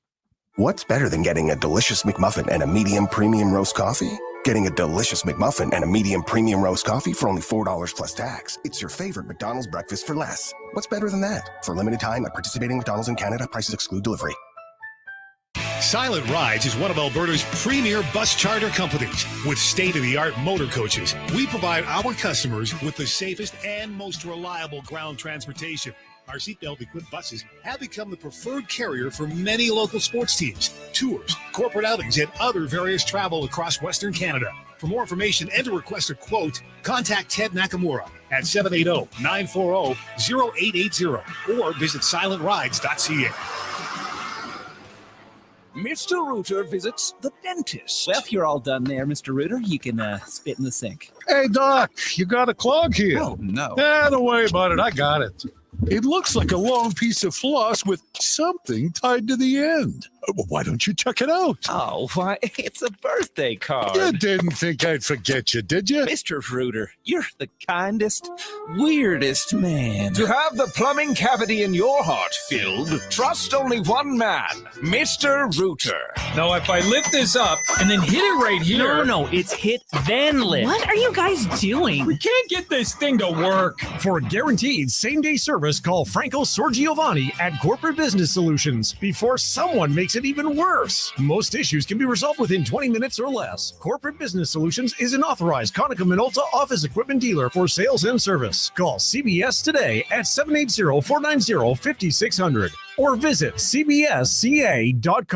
Since 1987, Ram Elevators and Lifts has been raising the bar and more by manufacturing superior elevators for both residential and low-rise commercial buildings. What drives them? A vision of accessibility, because they know that an elevator or lift is more than just a mechanical device. It's the freedom to go where you want. Ram's North American-made elevators, starting as low as $32,900, are rated as the best residential elevators by Forbes magazine. Grounded simplicity, elevated design. Click on trustram.com.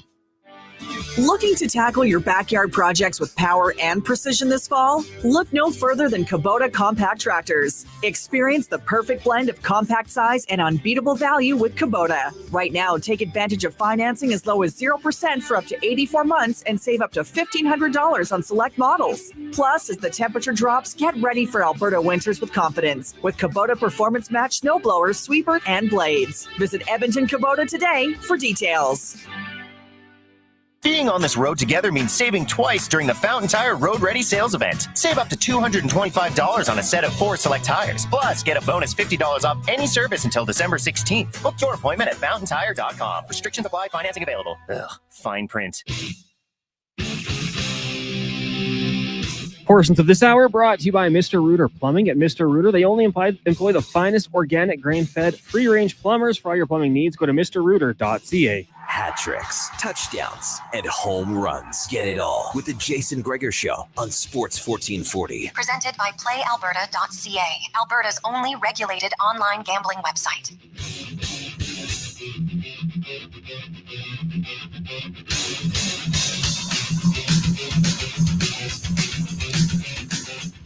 .323, Jason Gregor, Connor Halley, Terry Ryan with you. Sports 1440 live on Oilers Nation YouTube as we get to our big guest of the day, brought to you by the Spruce Grove Saints. Exciting AJHL action. Get down there tomorrow night. The Saints are at home, and get your tickets at sprucegrovesaints.ca. And then, of course, Saints on the road in Sherwood Park on Saturday. So, two pretty fun games if you're an AJHL fan this weekend. And speaking of somebody who's a fan of sports and a fan of hockey, you know you are a fan of sports as a broadcaster when you're jumping around from league to league and well, literally league to league and game to game. It's awesome. Our next guest, this was his week. Saturday, he did Kansas, Iowa State college football. Monday, Dartmouth, Duke college basketball. Tonight, Oilers, Sharks, NHL. Saturday, Oklahoma State, UCF. Mike Monaco joins us from ESPN.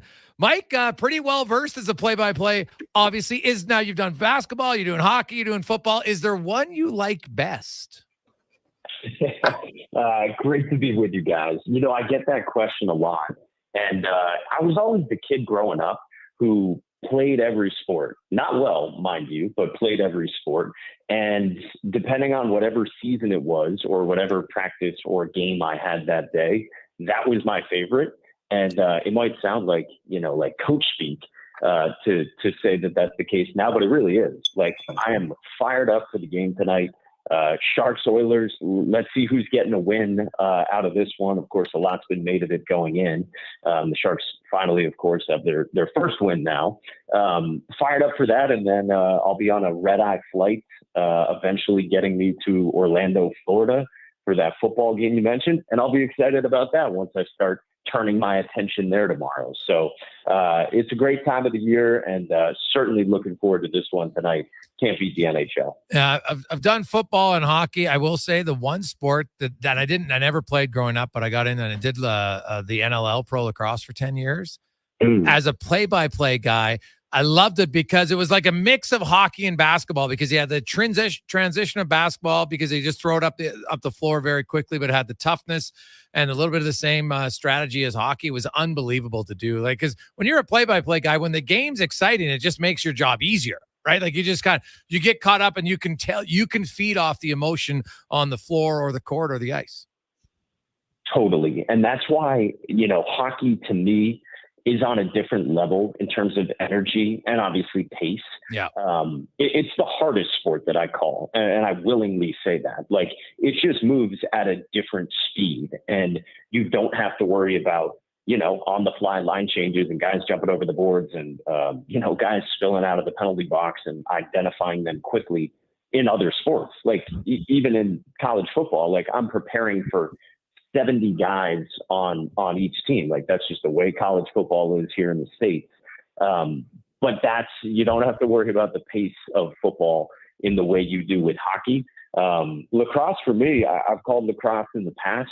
That's a tough one because, like, I didn't grow up playing it a ton. I had a lot of friends that did. And when you don't have the firsthand knowledge of a sport like that to me is a little more challenging. But I agree with you. Like, lacrosse is really fun. And anything, to your point, that has that up-tempo pace and a ton of action, which obviously hockey does, is just a blast to be calling. Mike, you're an athlete in high school, but you got into broadcasting real early. Was there when you were a kid, did you want to be a broadcaster or an athlete? And was there a point that you said, okay, you know what? I don't know if I'm going to go pro, but I'm really into this. And now I'm going to put all my attention into covering different sports. When did that decision happen for you? Yeah, it actually wasn't later until I had been in college for 2 of my 4 years in college. That I figured out that I wanted to do broadcasting. My whole life growing up as a youngster, and then it changed around high school. But to that point, growing up, I certainly wanted to be a professional athlete, and like a lot of people, I'm sure. And that's the hope. And so few of us are as fortunate as you to get there and do that. But it's then quickly a matter of, all right, well, what can I do instead to still be around sports and enjoy it? And I've been very grateful to have this for a career and to have a great company like ESPN allow me to live out, a different sort of dream of still working in sports. And again, it sounds like another cliche, but it doesn't feel like working in sports when you're sitting there watching Connor McDavid this morning at morning skate, and you're walking off down the tunnel behind Leon Draisaitl. Like that is really cool to get to do that for a living. You sit down, Mike, and you as the play-by-play guy, usually you sit down with the coaches and you get kind of those little coach interviews and stuff. And yeah, hey, the Sharks finally got a win, but we look at their record and hey, they're not an overly competitive team. Let's call a spade a spade. The Oilers right now, there's no team that's underachieved more than them. That's obvious to say. It's funny. Like, San Jose is only 2 points back of Edmonton, and it just kind of illustrates how bad Edmonton has played for themselves, because I just think they're a better team than what their record states. But you know what? You are what your record is in that sense. Did you feel a little angst there at all around Edmonton today? Is there that edge of your seat? Like, that's a team that knows, like, we got to get some wins here. There could be some major changes in our organization. Yeah, I wouldn't say angst, but you definitely sense like the passion and intensity today.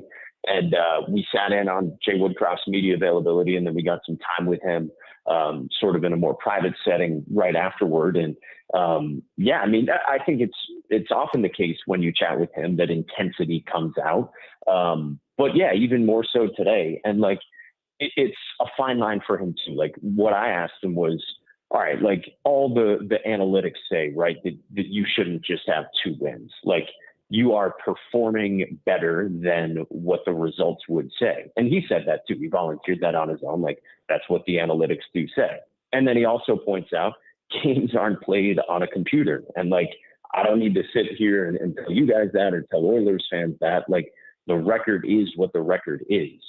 So it's a balance for him, right? Like, how much are you harping on, hey, the results aren't there, when there is a lot to like with the process? And, you know, he pointed out to us, we're 31st in finishing.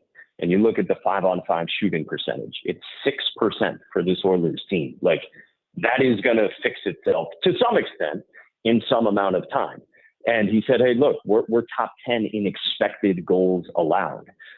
Meaning, you know, we're a top 10 defensive team, or should be, but that hasn't happened. And obviously goaltending is part of that. And, you know, they just haven't outscored the defensive and goaltending problems that they have at other times. So it's a fine line, right? In terms of like harping on the results, but liking some of what's there in terms of the process. But I mean, look no further than the Jack Campbell news to kind of get a sense of what the intensity is like. The phrase that Jay kept using today was, we had to shake the tree. Like, a guy as respected in the dressing room as Jack Campbell had to be the one. Jay Woodcroft said it today, pay the price for some of what's happened so far. Like, that's just the reality of the situation. So yeah, to answer the question, you can sense some of that intensity, and whatever word you want to put on it from being around them today. Mike Monaco joins us, voice for ESPN. He'll be calling the Oilers Sharks game nationally tonight. And you know what? It's funny, Mike, like, hey, look at the Edmonton Oilers as a Canadian team. They're on the National American Network quite a bit because I think it's McDavid and Draisaitl. And obviously they haven't got off to the start they want, but it's still like right now, it's almost like a little bit of a train wreck watching the Oilers, because people are like, well, geez, eventually I think they're going to break out. Or if this keeps continuing, it's kind of, you know, it's strange to say, but that's good theater for people. They tune in for that because you don't know what you're going to get right now. I had an NHL beat writer who works in a different market, not one of these 2 teams today, and texted me this morning and said, wait, do you have Oilers Sharks tonight? People will be tuned in for that. People like watching car crashes, particularly 2 massive fires crashing into each other. That's what the text message read. Yeah. In anticipation of tonight. Like, it's what it is. People would be tuned into the Oilers anyway, right? Like, no matter how well or not well they're playing, because of the star power and the success and all that, right? Like what you just said. But yeah, like, there's, I think, some added intrigue around this one, with obviously the starts that both teams are off to. And in the Sharks situation, like, yeah, they still have that first win, but I think there's still a level of interest in what's going on with them. Like, it's pretty ugly. You start digging into some of the numbers, like the first 12 games of a season, no team in NHL history has scored as few goals as the Sharks have done in their first 12 games and given up as many goals as they've given up in the first 12 games. Like, it just hasn't been done before. The struggles that they've had to that extent. So yeah, I mean, it's a negative, but there is a level of intrigue surrounding it, I think. You know, in the context of both teams. Oh yeah, it's crazy to see. And the Sharks, like, I'm not sure I see a lot of signs that they're necessarily going to improve. They don't have a lot of young guys in the organization, despite missing the playoffs for 4 years that they're going to bring up. But they will put in Kalen Addison. It looked like he's going to skate with Mario Ferraro. That'll be the 11th defenseman dressed for the Sharks in 13 games. Like 11 D-men in 13 games. That's, you know, was there any talk at all about, you know, matchups on who you think's going to see McDavid or Draisaitl from the San Jose perspective? Yeah, well, so we actually haven't talked to their coaching staff. We had to pick one or the other morning skate to go to. So we're going to chat with David Quinn tonight. Okay. Once we get over to the arena. But I don't know what the answer is, right, in that regard. And I mean, you talk about the different defensemen that they've played this year. They have 1 goal from a defenseman this year, and it technically happened when that defenseman was playing as a forward. Like, they've just rotated through all these different bodies on the blue line, and they're trying to find answers.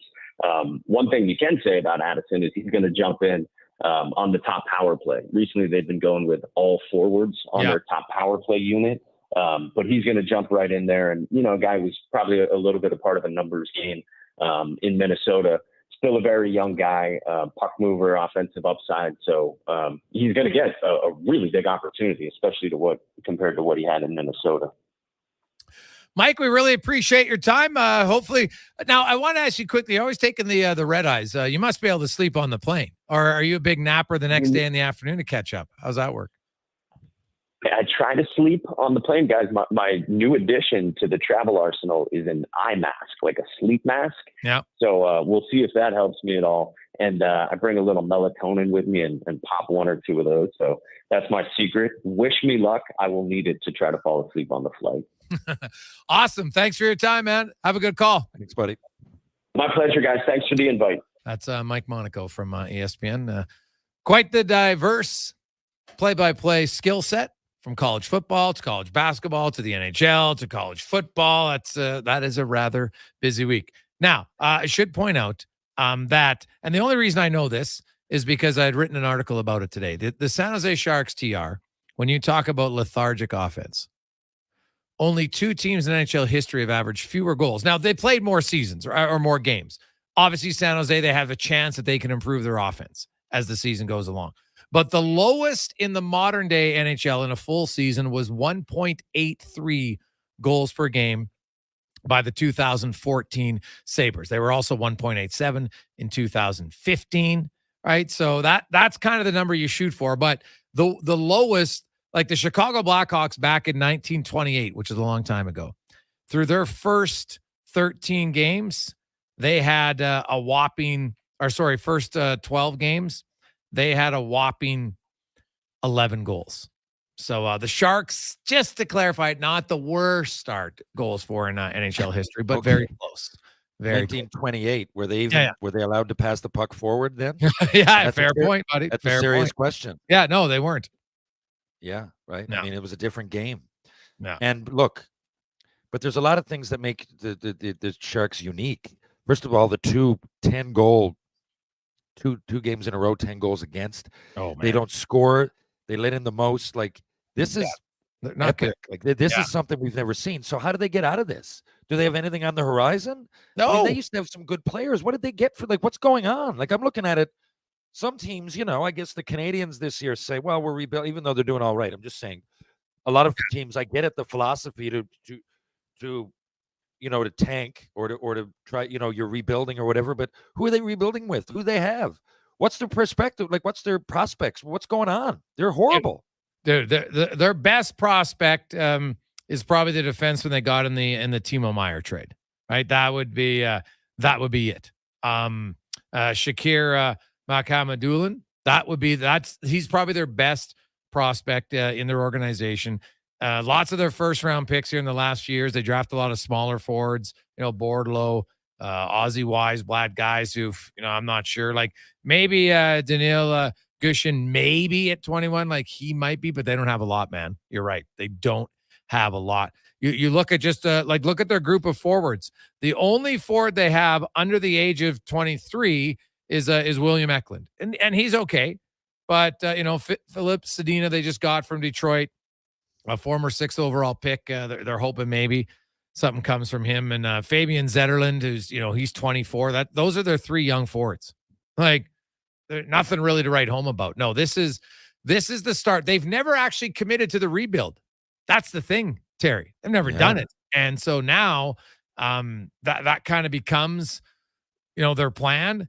And so to me, their rebuild starts now. Yeah, but like, is it their plan or are they just garbage? Like, there's teams that they're bad and you just say, well, they're rebuilding.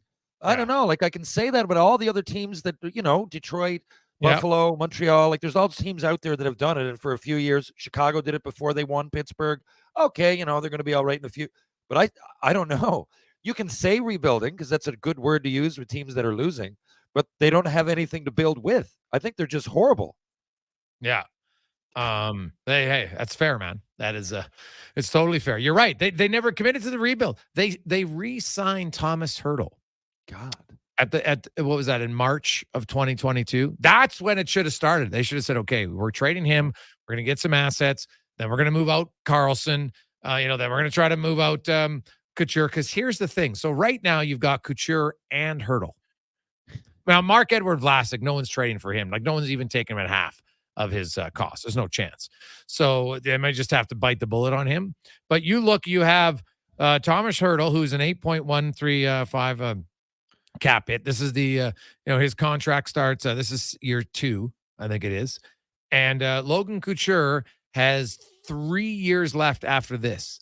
Even if they want to trade him, TR, they can only retain salary on one of them because you're only allowed 3 at a time. And they already have 2 more years of Burns and Carlson. So it's going to be even tough to try to get rid of some of those guys to try to rebuild now. They might have to wait 2 years, which is whatever. I guess it won't slow it down, but they're going to have to wait a little bit longer to get more draft picks, which means that just extends it because you'd rather get the draft pick for this year because most draft picks are 5 years down the road to see if they're really going to impact your team, right? Like, unless we're talking the freaks like McDavid, et cetera, right? Lots of other guys, it takes many years. So I look at the Sharks. No, they're another 8 years away, man. And they've already missed the playoffs 4 years in a row. I think they will easily challenge Buffalo's record for most consecutive years without the playoffs. And how are their fans taking it? I haven't seen. I mean, dude, watch the game tonight. It'll be, McDavid's there, so maybe it'll be an okay crowd. But no, the Shark Tank was, their fans were down last year, and they've been down. Like, there was the one game where maybe you had 7,000 people in there. So it's too bad because when that place was rocking, it was loud in there. It was a lot of fun, but it's not going to be that way. And if you're a fan, I get why you wouldn't go. Like, the Sharks are terrible. Right? Why would you want to go as a fan? Like, you're going to get spanked. Now, they did see a win on Tuesday, so that might bring some of them back, and it's McDavid. But I think if they get 11 or 12,000 fans tonight, they will think that's a good crowd for sure. Yeah, they saw a win, Jason. They got outshot 40-19. I mean, if that's going to be like, if their only wins are going to be when someone, Mackenzie Blackwood stands on his head, or like a complete fluke, I don't know. Like, there's teams. They're all NHL team. Even Buffalo, the teams that you're mentioning. I don't know if I've ever looked at a team this poor, this bad, with no prospects, with like the Hurdle and Couture. Like, what's the point of that? I mean, I'm running a GM. I can be a GM on NHL 24 on the PlayStation and do a better job. Most fans, most people have never put on skates could look at that tire fire and tell you that there's something wrong. I don't know. I mean, that's kind of, I don't want to beat a dead horse here, but I don't know what they're going to do, I guess, is the point of what I'm saying. I don't. There's no answers. Teams are bad, but Connor Bedard just went to Chicago. We all looked at Chicago last year. God, they're going to have nothing. He's going to go there. He's going to play like they got nothing. They're going to be horrible. But they're way better than San Jose. Way better this particular year, right? Like, I can really say they're rebuilding. They got Bedard. Now, even some of their pieces that you didn't think were going to be very good, they're not bad. They're not as bad as anybody thought they were going to be. And now they're going to continue to build around Connor Bedard with their draft picks, and they're going to have usually the Blackhawks have a decent sense of their organization. Like, whenever they have something to work with, they usually make something out of it. You have confidence there. But I don't see any of that in San Jose. I don't know. Yeah, that's fair. When we come back, Livingston will join us on Sports 1440 Live and Orders Nation YouTube. Rodeo clowning felt like an exciting opportunity. Boy, was I ever wrong. The Bulls. So predictable. But you know what's exciting and unpredictable? PlayAlberta.ca. I can bet on any sports game, play online casino games anytime, and buy lottery tickets anywhere.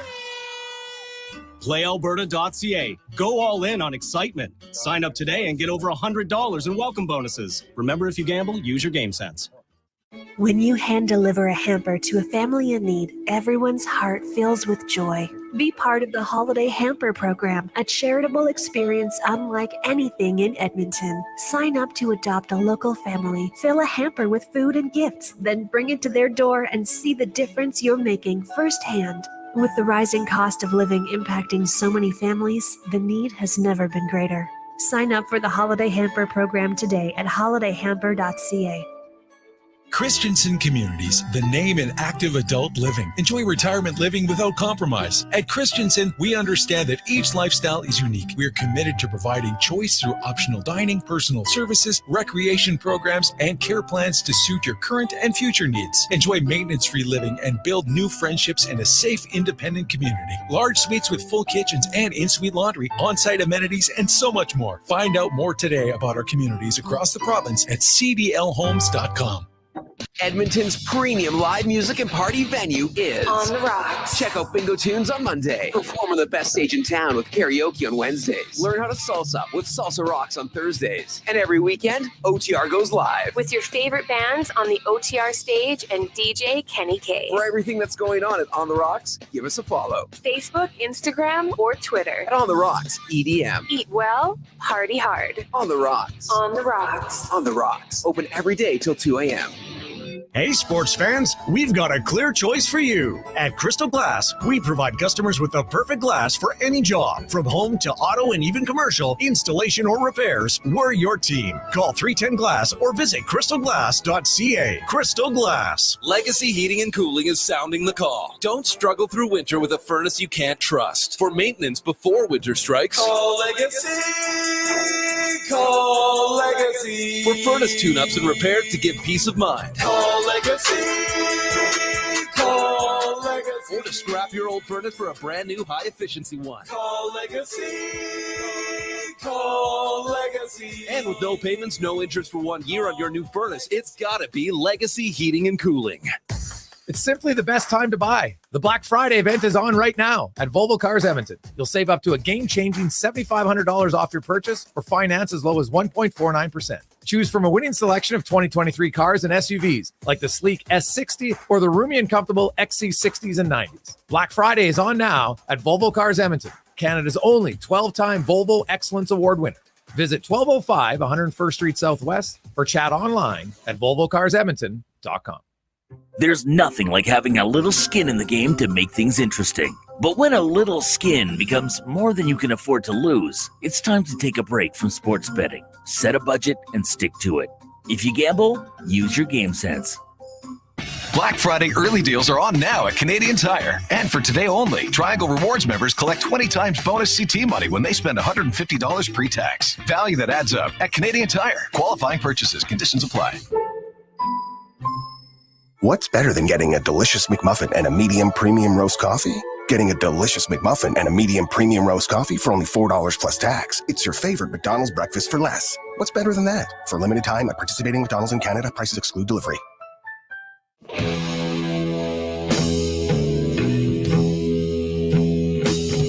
Portions of this hour brought to you by Jaffa Machinery. Jaffa is digging deep on their 50-year history of supporting Alberta's construction industry with their line of special edition blackout excavators. Visit jaffamachinery.com for all the details. He's Alberta's sports authority and lead touchdown winner of his family's backyard flag football games. The Jason Gregor Show on Sports 1440. Presented by playalberta.ca, Alberta's only regulated online gambling website.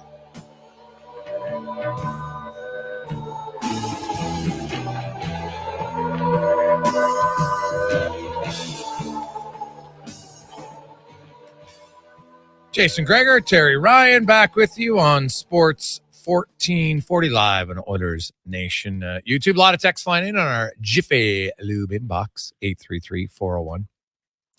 833-401-1440. Really love the supportive audience that we have. Very much supportive. That's great. Although, hey, you know what? I'd be doing the exact same thing. If it wasn't me who had to be a little nervous waiting the outcome of this game, if someone else had made an idiotic statement about themselves to grow a dumb hairstyle, I'd be all over it too. So I appreciate the humor from the texters today. It's a good laugh. It's a good laugh. Even though it's mainly at my expense, it's still fun. I brought it on myself. So, I can't blame anyone, right?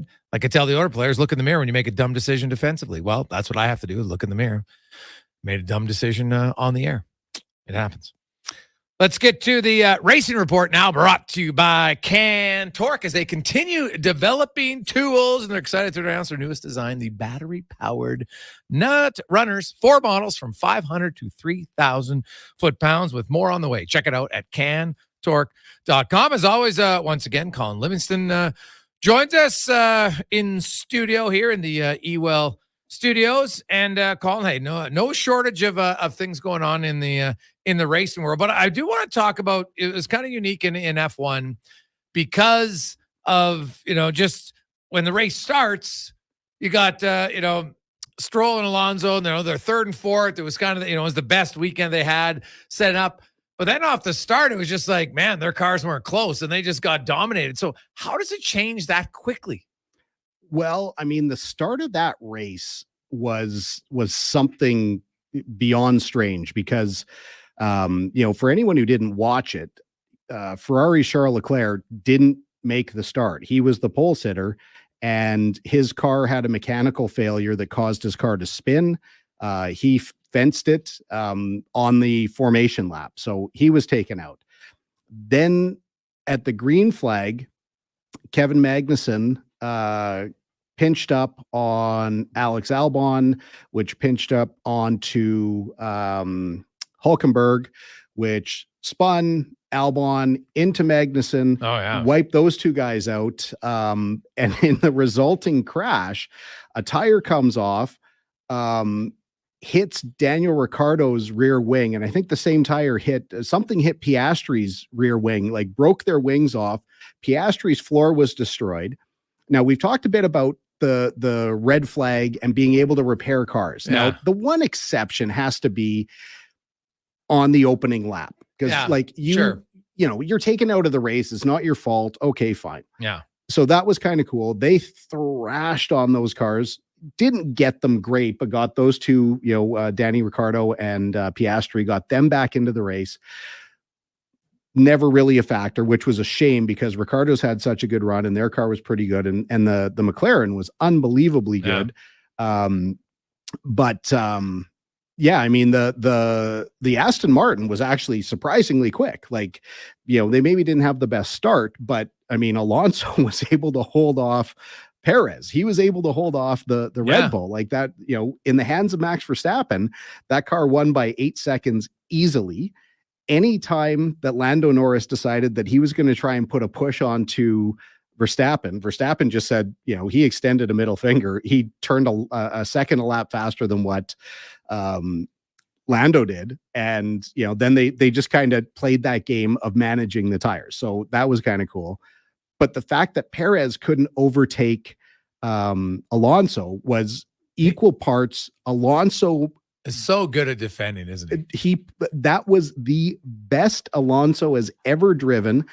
I don't care what other example you guys can get. Like, if somebody might be able to talk about a race win or when he won his championship, I'm telling you, to be able to hold that car off shows how brilliant Alonso still is. And it shows how much Perez is lacking as a driver, because he's got the car that should be able to do it. And they end up finishing like 30 seconds behind the leader, which he should have easily been able to overtake Alonso. But and the other thing was, and usually I'll be honest, if I record the race, formation lap, I usually fast forward it. So I'm fast forward and I'm like, what?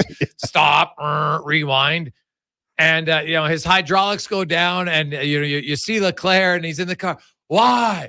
Like, why? And why am I so unlucky? I could see that being frustrated. And I don't know enough about the vehicle to be like, so you're racing all weekend, then you get ready for your race. You go in the formation lap and it blows. Like, there's no way to know that, like, there's no testing or anything. Like, you just sit there and you rev it up and then, now we move it and it blows. Like, he wasn't even revving it up. They're on the formation lap. Like, their main goal on the formation lap is to get as much heat in the tires as possible. They keep the tire blankets on. They want to keep the tires cool because they are going to be sticky. So if they're driving offline, they're going to pick up a lot of the debris on the track. So you'll see them weaving back and forth and accelerating and braking, to get some heat in the brakes, to keep the tires clean. He wasn't doing anything. I mean, I've seen drivers lose control when, they're kind of weaving and they maybe give it a little bit more gas than what they're expecting. The back end will come around and they loop it. This was definitely, it's unpredictable. If they knew that there was an issue with the hydraulics and they didn't service it, that's just, unthinkable. But really, a really strange sequence of events to start that. But then once the race started, it was kind of a yawn fest, except for that battle at the end for 20 laps between Alonso and Perez. It's interesting right now. Now, I haven't, I watched last year, and obviously, Drive to Survive for this year wouldn't come out, but it almost seems like maybe it's just me, but Helmut Marko right now, like, is he just deciding, you know what? The racing itself, there's not that much controversy. So I'm going to try to stir the pot every week. You know, he comes out, he's ripping on Alonso. I can well imagine that Alonso spread them himself. It wouldn't be the first time that he used his home media to create a mood. Yeah. My opinion of Dr. Marco is no secret. I think he's a highly destructive man. He's been caught making racist comments. He's been obviously caught making very destructive comments within his own team. What he was talking about there were there was a lot of rumor after Mexico, that Alonso was going to immediately replace Perez. Like they were going to get rid of Perez. Alonso was going to move into that seat and he was going to finish the year out. That's how strong the rumor was. But could that even happen? Of course. Red Bull has total control over their drivers. So if they decide that they're going to fire someone, they take a look at it and say, okay, we're going to have to pay this guy out for his contract. Yes. So Perez would get the rest of his contract for this year and next year, because that's pretty much ironclad. But that doesn't affect their salary cap. So they wouldn't really care. These teams now are making money hand over fist. But Alonso could just get out of his? That's what I meant. They would have to they would have to pay some kind of damage to Aston Martin, but these things are very doable. So do you think this is like, it does seem for sure that Perez and Red Bull are heading for a split. Oh, is Alonso the most likely candidate in your eyes to go there? No. Who Ricardo, do you think they're going to move Ricardo up, and then somebody else will get slotted into the. So then, where would AlphaTauri. Perez go? That's a good question. I think Perez still has moderate funding available to him. He's got a very good sponsor base from his pre-Red Bull days. Yeah. It's just a matter of who's got the available seat at the end of the year.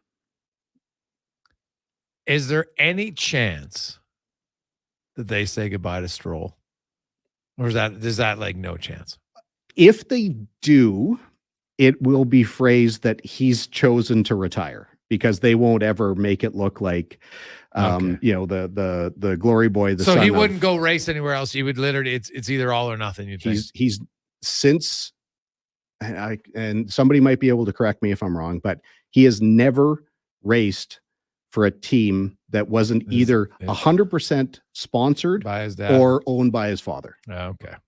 Or if Lawrence didn't own it when they started, he owned it when they were done. Mm-hmm. Yeah. Oh, okay. So, yeah, because I am, we're nearing the end. We got this weekend off, and then they go into Vegas, right? Night race, correct, in Vegas? Yeah, it's supposed to be Saturday night, 11 p.m. start. 11 p.m. Vegas? 11 p.m. Our time. So our time. 10 so 10 p.m. Vegas. Yeah. Interesting. It's going to be cold. It is. I am not looking forward to that race, to be so candid. If it's, so as from a driver perspective and from a team perspective, when it's cold, what becomes the bigger challenge? Like I'm assuming your body, when you're going that fast in the car, like if it's not that warm out, you're going to feel it, but you got your racing gear on. Will you feel the cold, do you think, as a driver? No, they'll maybe get a little bit of sensation, like kind of under their neck, depending on how tight their helmet is. Okay. But there's still crazy amounts of heat coming off the engine. The challenge is going to be getting the tires up to temperature, especially during qualifying runs. If it's cool, keeping grip in the tires shouldn't be a real big deal, aside from the fact that it's a brand new, circuit, but they've never run these cars there. So it's they'll keep talking about how the track's going to evolve through the weekend. From Friday, they're gonna probably run as many laps as they can just to try and get some rubber down. Saturday, during FP3 will likely be the same thing, trying to get a little bit closer to their qualifying setups, and then from there, who knows what's going to happen, because I think most of the practice is happening during the day, and then the race is going to be at night. So I promise you, I won't be watching it live, because by the time come on, old man. That's exactly true. Have a nap. Have a 7 o'clock nap.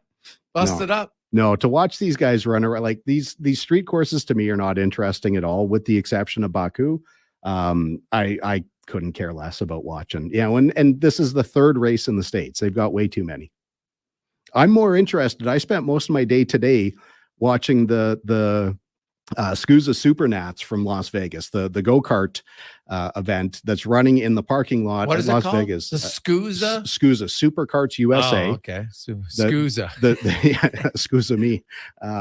But yeah, watching those guys, that's a great race. Like, so another race in Vegas the week before, but these guys are putting on a great show. Now the Vegas though, like first time there, and I remember when I went to, well, it's my only F1 race that I went to a few years ago. And many of the people that I was talking to there, oh, is this your, yeah, well, and there was talk about, well, whatever you do, don't go when it's the first time in a new city, because even if they think they're going to do it right, there's lots of things that go wrong. Is that what's going to happen here in Vegas? Like, and I'm from a fan perspective, when it comes to sight lines, when it comes to hospitality and different things, even though this is like a $1 billion industry, it's still the first time in a city, and it's like the individual city running it. And there's always some oversight. Yeah, and we saw that with the first race in Miami last year. They had to repave a whole ton of roads just to make them a little less bad. Vegas's issue, I think, is going to be traffic, because they're going to be shutting down the Strip, which is, or a big chunk of the Strip. And for people to get around means that all of these Ubers, taxis, there's not a lot of public transit besides the one train. It's going to be really hard for people to get around. Fortunately, I mean, if you could actually afford to stay on the Strip, like we were supposed to be, Alex, my buddy Tagliani, he turned 50 a couple weeks ago. I turned 50 later this year. We were supposed to do a birthday thing this week. We didn't even think of the F1 race, but we looked at hotel prices. And I mean, these lousy hotels were like $600, $700, $800, $1,000. This is for like basic rooms.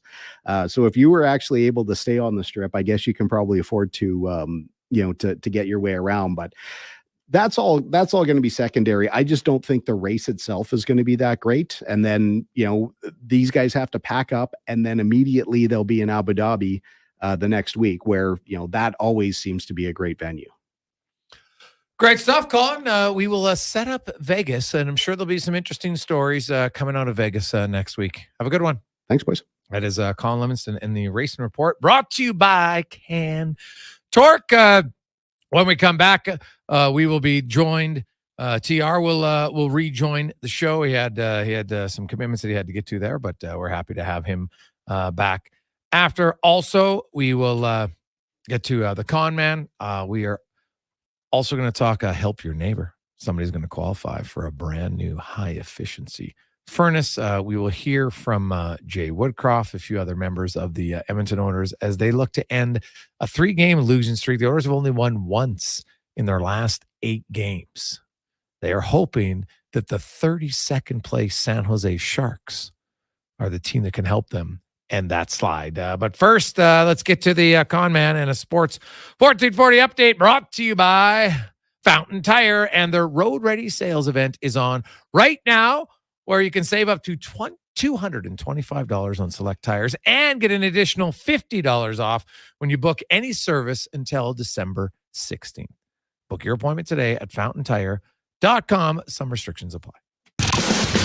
This is a Sports 1440 update. It's game day. The Oilers in action, taking on the last place San Jose Sharks. Puck drop just after 8:30. Stuart Skinner gets the start between the pipes. Elsewhere around the NHL tonight, and it is a busy one. Islanders in Boston. Sens host the Canucks. Canadians taking on the Red Wings. Blackhawks in Tampa. Rangers host the Wild. Stars travel to Columbus.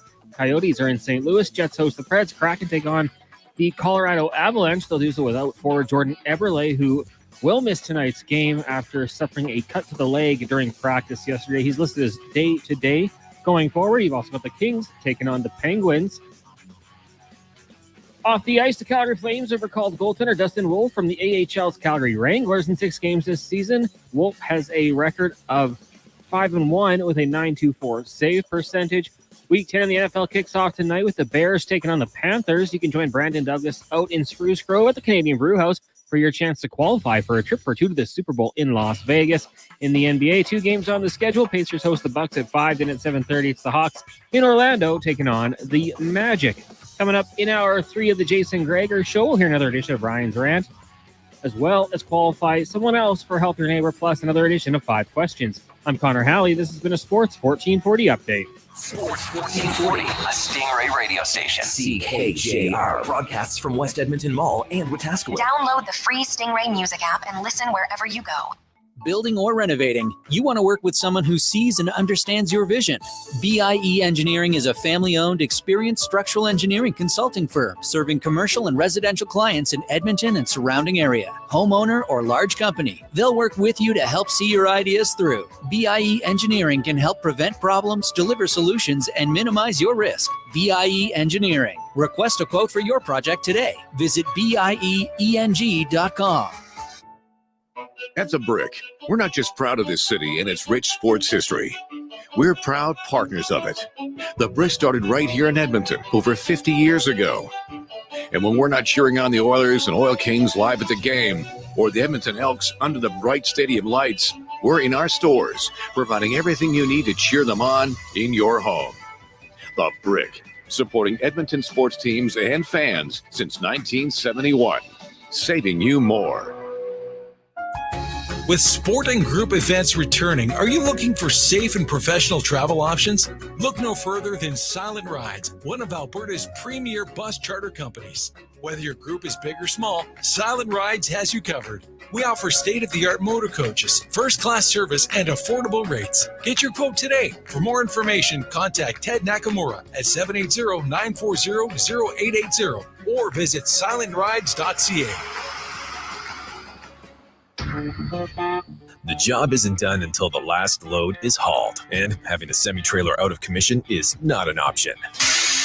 Whether replacing or adding to your convoy, Edmonton Trailer has a huge inventory of new and used semi-trailers, trusted by the gravel, logging, oil field, fluids, and freight industries. Find a trailer right for you online or at one of their 3 locations. For sales, service, parts, rental, and finance, when you're in it for the long haul, Edmonton Trailer. If you have mobility issues, a residential elevator can allow you to enjoy your home for longer, but finding the right elevator or lift can be daunting. Ram Elevators and Lifts can get you started with 3 simple questions. What kind of space are you installing the elevator in? How far does it need to travel? And are you interested solely in function, or is the look of your lift important? Make your home more accessible with grounded simplicity, elevated design. Learn more online at trustram.com. Weiss Johnson, whoa! Hi, Dennis from Weiss Johnson. Can you believe that summer is over and fall is here? With that in mind, we are offering free furnace upgrades from Daikin, should you be looking to get a new furnace. This means getting a better model of furnace that provides you greater comfort at a lower price. Plus, Daikin has the best warranty in the business. There's never a better time to get a new Daikin furnace from Weiss Johnson. We know how important a good furnace is in Edmonton, so don't procrastinate as this is a limited time offer. Visit wjheats.com today.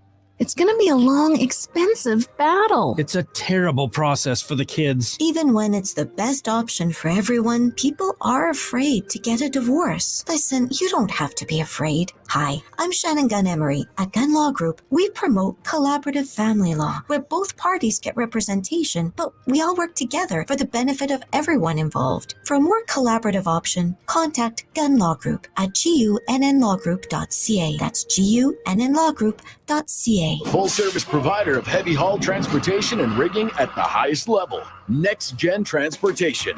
We're developing new and innovative ways to transport oversized and overweight equipment to remote and challenging locations. Our Next Gen team leads with a wealth of experience and expertise. But most importantly, we put safety first, so everyone gets home safely. We also take great pride in supporting our local community programs and teams. Good luck to everyone this season and in the year ahead. Visit nextgentransportation.com. I still hear your voice when you sleep next to me. I still feel your Portions of this hour brought to you by Cantork. We've continued developing tools and are excited to announce our newest design, battery-powered nut runners. 4 models from 500 to 3,000 foot-pounds with more on the way. Learn more at cantork.com.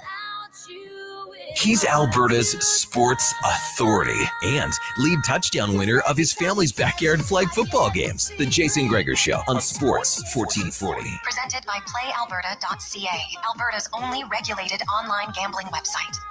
Need you by my side, 'cause every time we touch, I feel the static, and every time we kiss, I reach for the sky. Can't you hear my heartbeat? So I can't let you go.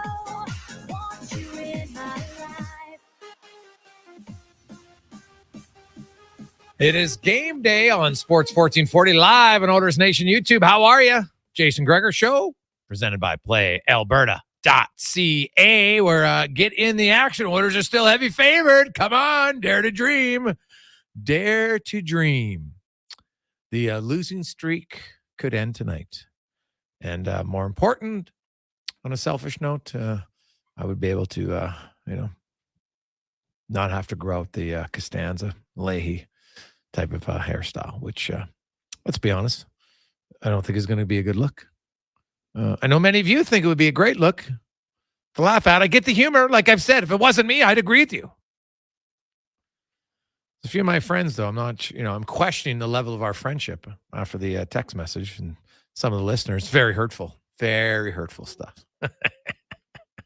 No, it's all good. You know what? If you can't chirp, then it's no fun. I will say this, though. It hasn't even happened, and people are thinking it's funny. If I actually had to grow it out, my God, it would be relentless. Like, it'd be brutal. Because it'd be like endless memes of terrible haircuts. Friar Tuck. Ugh. Strutty sent some guy from Sesame Street the other day. I hadn't even seen before, Cons. I saw you and both you two chuckling like little kids. I didn't really get it, but I mean, I understood what he was going for. We've had people send pictures in of random celebrities, characters with the cul-de-sac going on.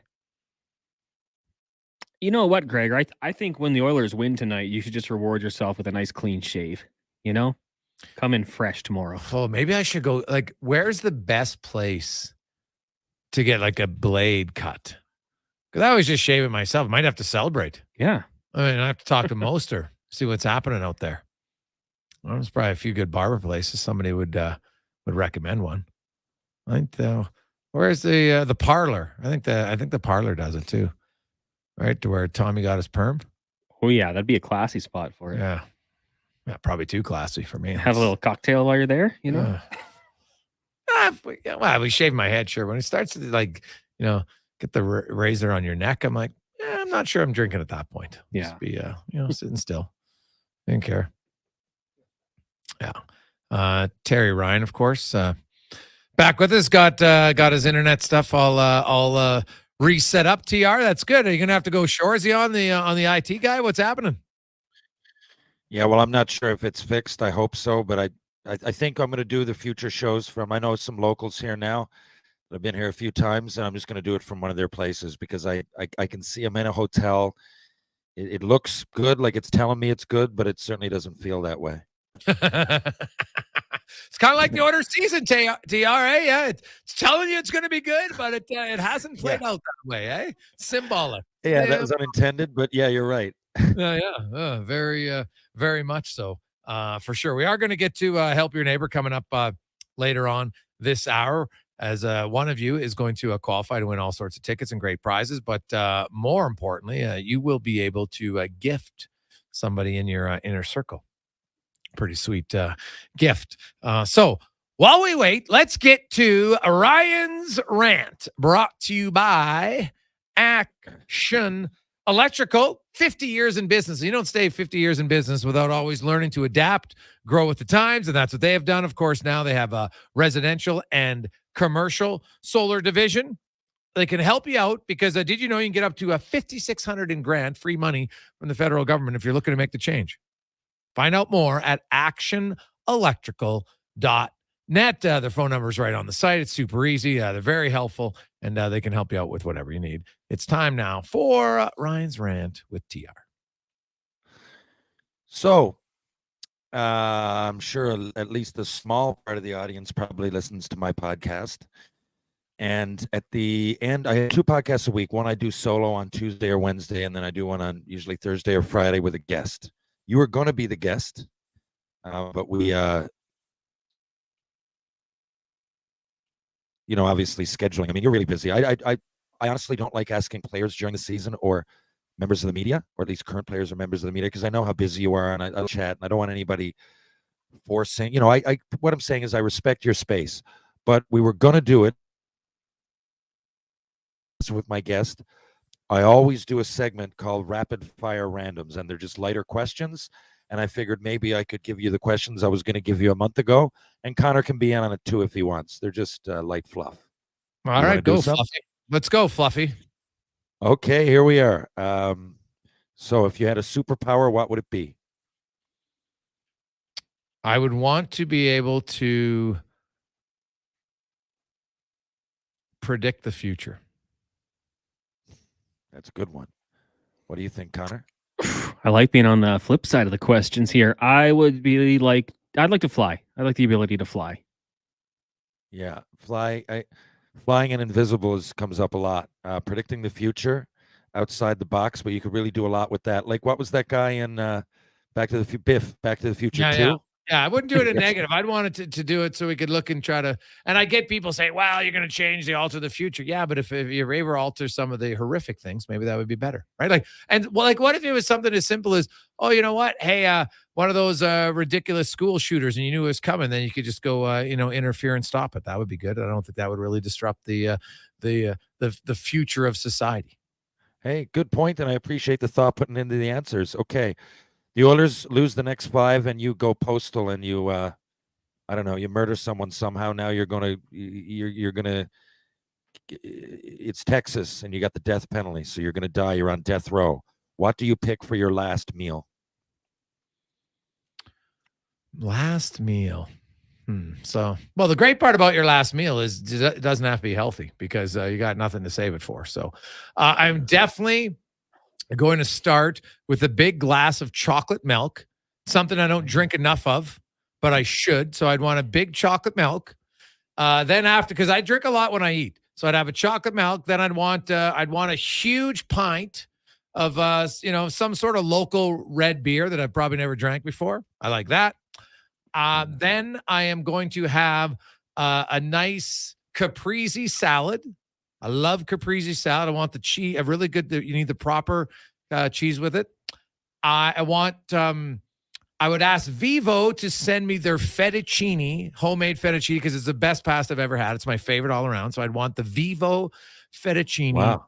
And then I am going to have my neighborhood butcher because he cuts meat better than anyone. And I would make sure the chef would have a nice steak, medium rare, followed by cheesecake with strawberries on top. Wow. Connor, top that. Now, can it be something that, like a product that doesn't exist anymore, or does it have to be something that? Well, how can you make it? It's your life. Well, you're not special. No, so like, if are you going to have a brontosaurus? No. So I'm thinking if I can have anything of this situation, I want a Four Loko before they took the caffeine out. Because I want to, get it feeling good. And I know someone in the Facebook chat saying they don't permit alcohol. This is a hypothetical TR, so we can go with that, I think. I'll take also, I've never even heard of a Four Loko. What are you talking about? Yeah, they were an interesting thing. It was like malt liquor and caffeine, and I think a lot of college kids were having issues because they were shotgunning them too fast, and it was bad. But just one is an okay. Well, if you die, you're dying anyway, right? Yeah, I'm on my way out anyways. All right. Let's go for some nachos, filet mignon steak, a nice big one. I've got to get some pizza in there, and you know what, a Big Mac, and then to wrap it all up, the Canadian Brew House chocolate cake. So just wait, are you just going to have like a few bites of everything? Because now I'm regretting my answer because that's actually quite smart. Or could you eat all of that? As much as I can. There's going to be leftovers, but okay. For the guards? Yeah, if they want it, they can help it out. You can have the Four Loko. Okay. Four Loko. Favorite sports jersey ever? It doesn't have to be hockey, but it can be. Favorite looking, like, not rooting for a team, just like, this looks cool. No. The Hartford Whalers green, the blue one sucked. Anybody who likes the blue Hartford, I question your fashion sense, but the green Hartford for sure. And also a big fan of and he's probably going to hate me for saying this, but the Chargers powder blue is pretty nice.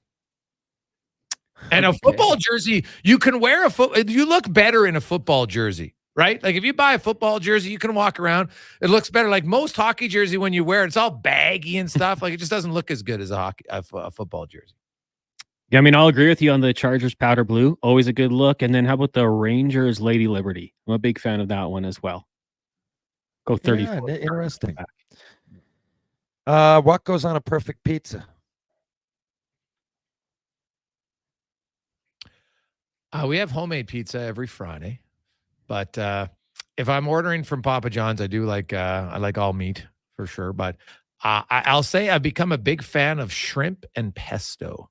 Try it, you will like it. Wow, haven't tried that pizza. I love pizza and I love shrimp and pesto, but I Yes, haven't tried try that it out, one. buddy. It's unreal. I will. No, What do you think, Gonna Connor? talk to Papa John's. We might have got to get a pesto one. I'd have to ask him get some shrimp. I love it.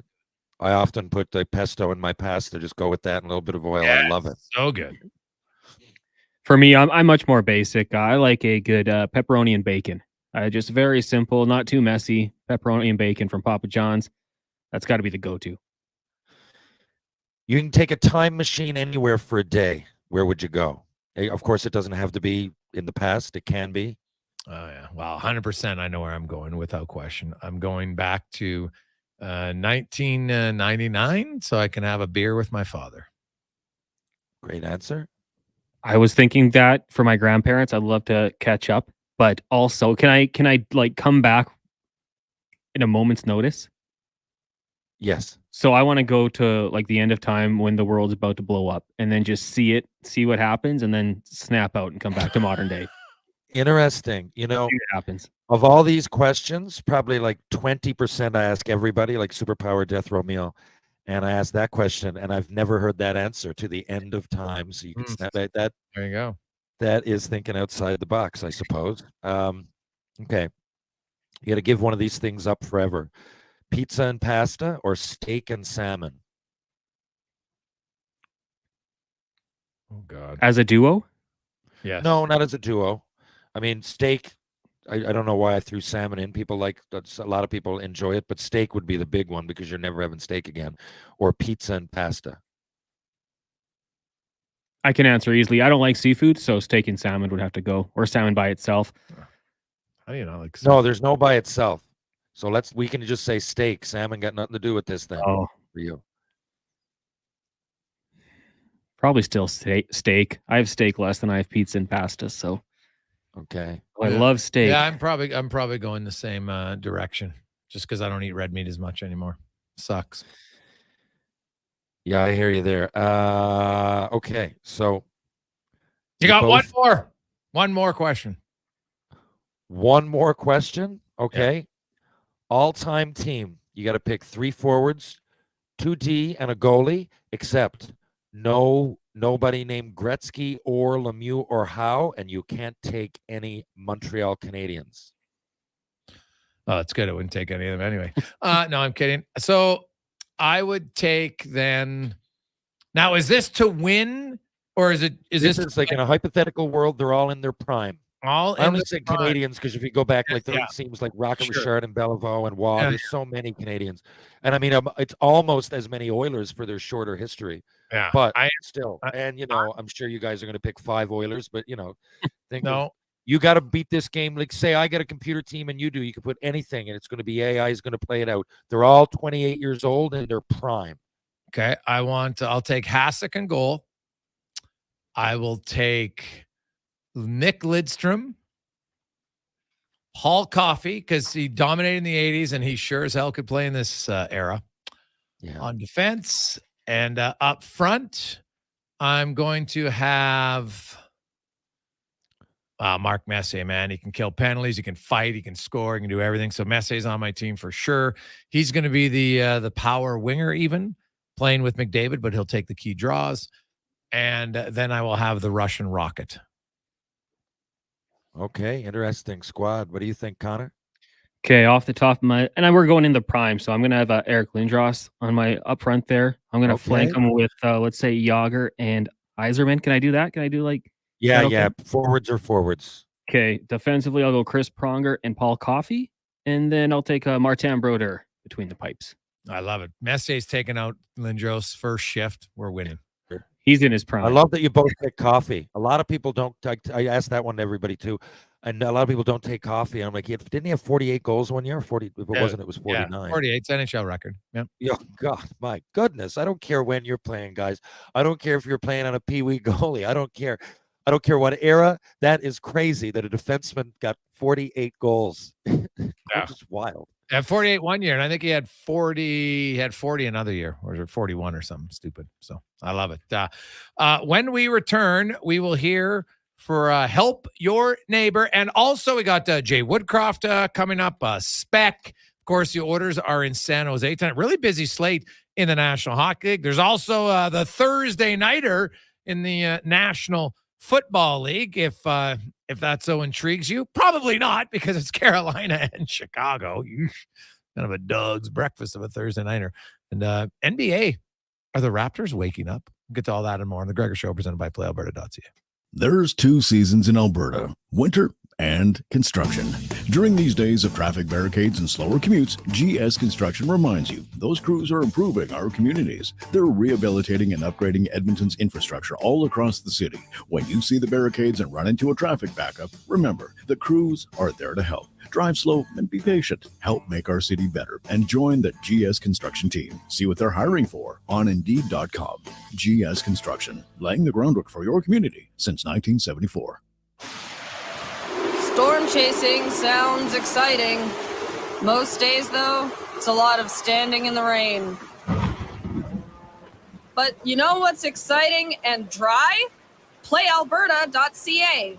With hundreds of new live tables, online casino games, and instants. PlayAlberta.ca. Go all in on excitement. Sign up today with promo code Casino50 and get a $50 welcome bonus. Remember, if you gamble, use your game sense.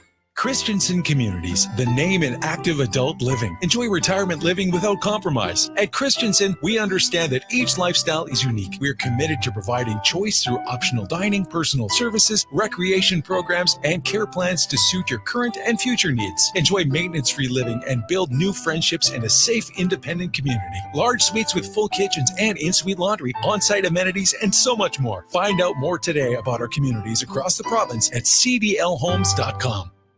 A solid financial plan is made up of more than just investments. Investments are an important part, but you need a more comprehensive approach. Roger Weird at Weird Pearson Akel & Associates Private Wealth Management understands that. He can help build a plan that includes retirement, estate planning, personal insurance, tax strategies, and yes, investments. Talk to him today and see the difference a real financial plan makes. Weird Pearson Akel & Associates. Call 780-988-4119 or visit weirdadvisoryteam.com.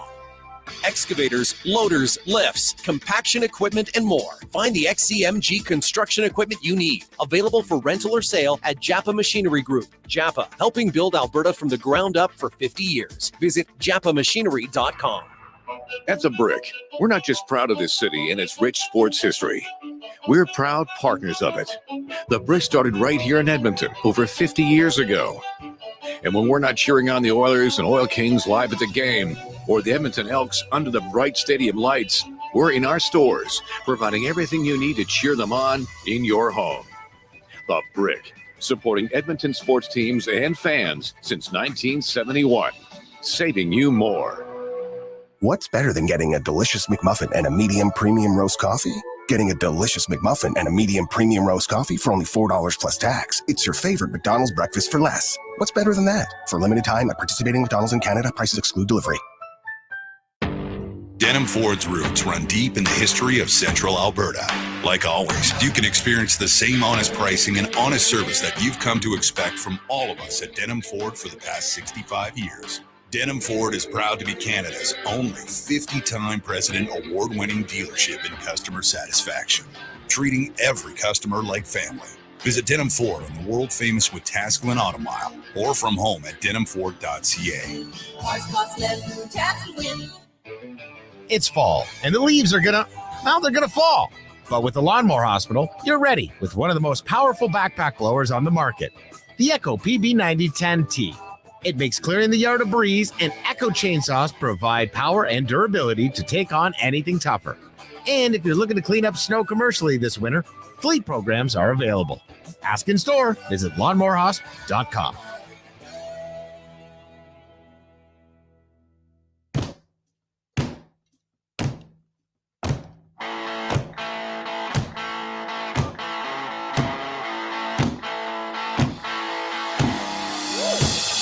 Portions of this hour brought to you by On the Rocks. On the Rocks Kitchen and Drink. Watch every single Oilers game at OTR with $4.50 Molson Canadian and 60-cent wings. Plus, play Oilers score and win, and you could walk away with a ton of On the Rocks gift cards. Oilers hockey at OTR. Book your table today. Jasper Ave in 118. Sports Radio is back. The Jason Gregor Show on Sports 1440. Presented by PlayAlberta.ca, Alberta's only regulated online gambling website.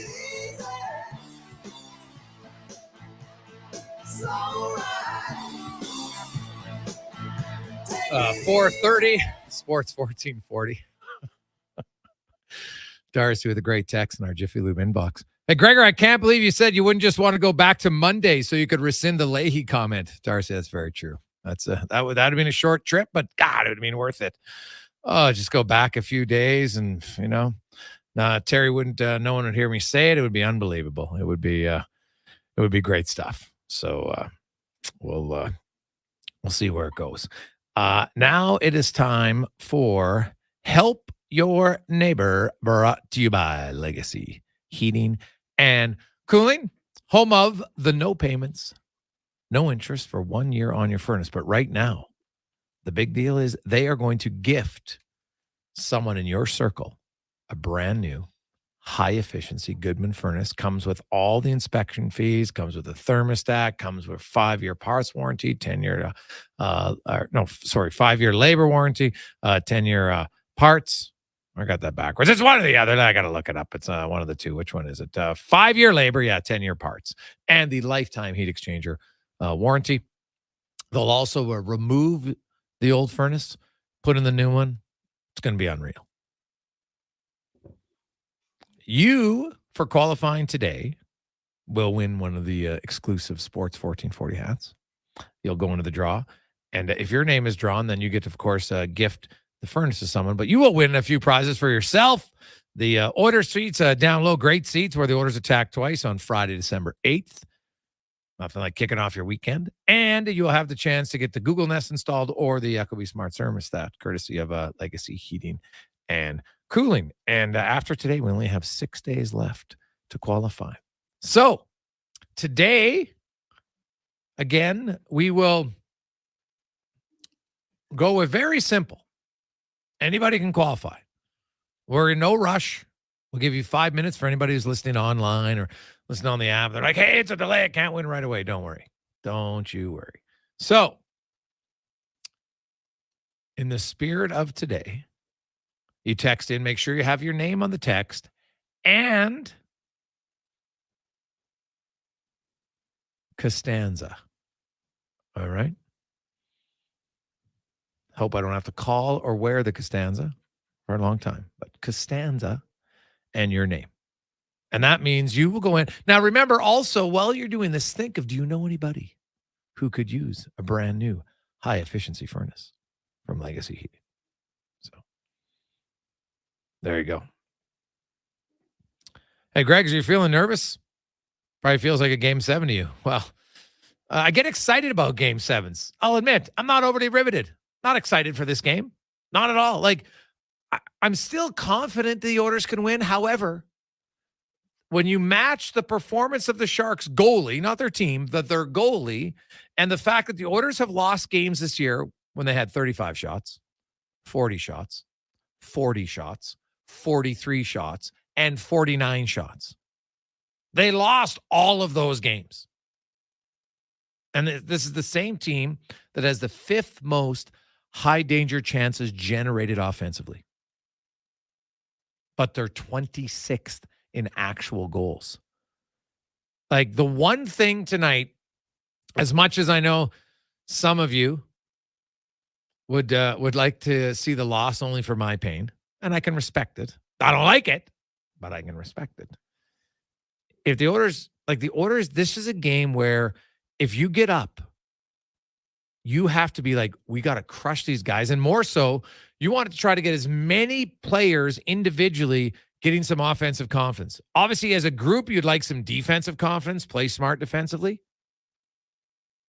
But what about some offensive confidence? Connor McDavid, I know it sounds crazy to say. What about Connor McDavid getting some offensive confidence? Him, Draisaitl, Nugent Hopkins have 1 goal combined in 8 games. It's mind-blowing. Dylan Holloway, Ryan McLeod, Raphael Lavoie, James Hamlet, Derek Ryan. There's lots of guys looking for a goal. So, yeah, I think there's a big opportunity there. What about the first unit power play? Had 3 goals in the first 3 games of the year. Was looking pretty good. Since then, 3 goals in 8 games. They had 3 goals in 50 minutes 14 minutes really on the power play for the first unit. They have 3 in 28 minutes since. The second unit does have 2 goals, so that's helped. And that's what they need to do at times for sure. But my goodness, you need your number 1 unit to get, because you get some confidence on the power play, it's going to stem to your 5-on-5 play. I'm a firm believer in that. Guy, you get points, it doesn't matter. Like, you don't say, oh, geez, that was a power play goal. It doesn't count. No, they all count the same. And I look at the Edmonton Oilers, and there's a lot of guys who could use a boost in their confidence. Real big boost. So you can text in once again. It's very easy. Text in the word Costanza for help your neighbor. TR is back with us. And TR, the confidence thing, hey, you're a 50-goal scorer in junior, right? Like when you guys you would go into some games probably being like, man, I could score with my eyes closed right now. Right. And then I'm sure when you get to pro hockey, it's way harder to score. I don't even care if you're a 50-goal scorer in junior. For the most guys, it's harder to score when you get to the American League, you get to the NHL. Can you explain, even for guys who are confident scorers their whole life, when suddenly you don't start to score and the battle, it becomes internal as a player? Yeah. For me, it was different. I went to the American League and realized it was a little different. The players were, the system was tighter. It wasn't the NHL, but I remember, I think my first year I got 21 goals, and I remember being almost as proud of that as I was the 50 in junior, because it was just harder to get to those areas, and I didn't have as much leeway to make mistakes because you started to get benched and stuff. I know we're going back the other way, and I don't mean this I didn't like Michel Therrien, but I got benched for good reason more than once. Little things, not finishing my hit. I did the flamingo once, I remember. It's a brutal, it was a reaction at the end of a game. It was like 6-1, but still, I did it. And I was, so that happened.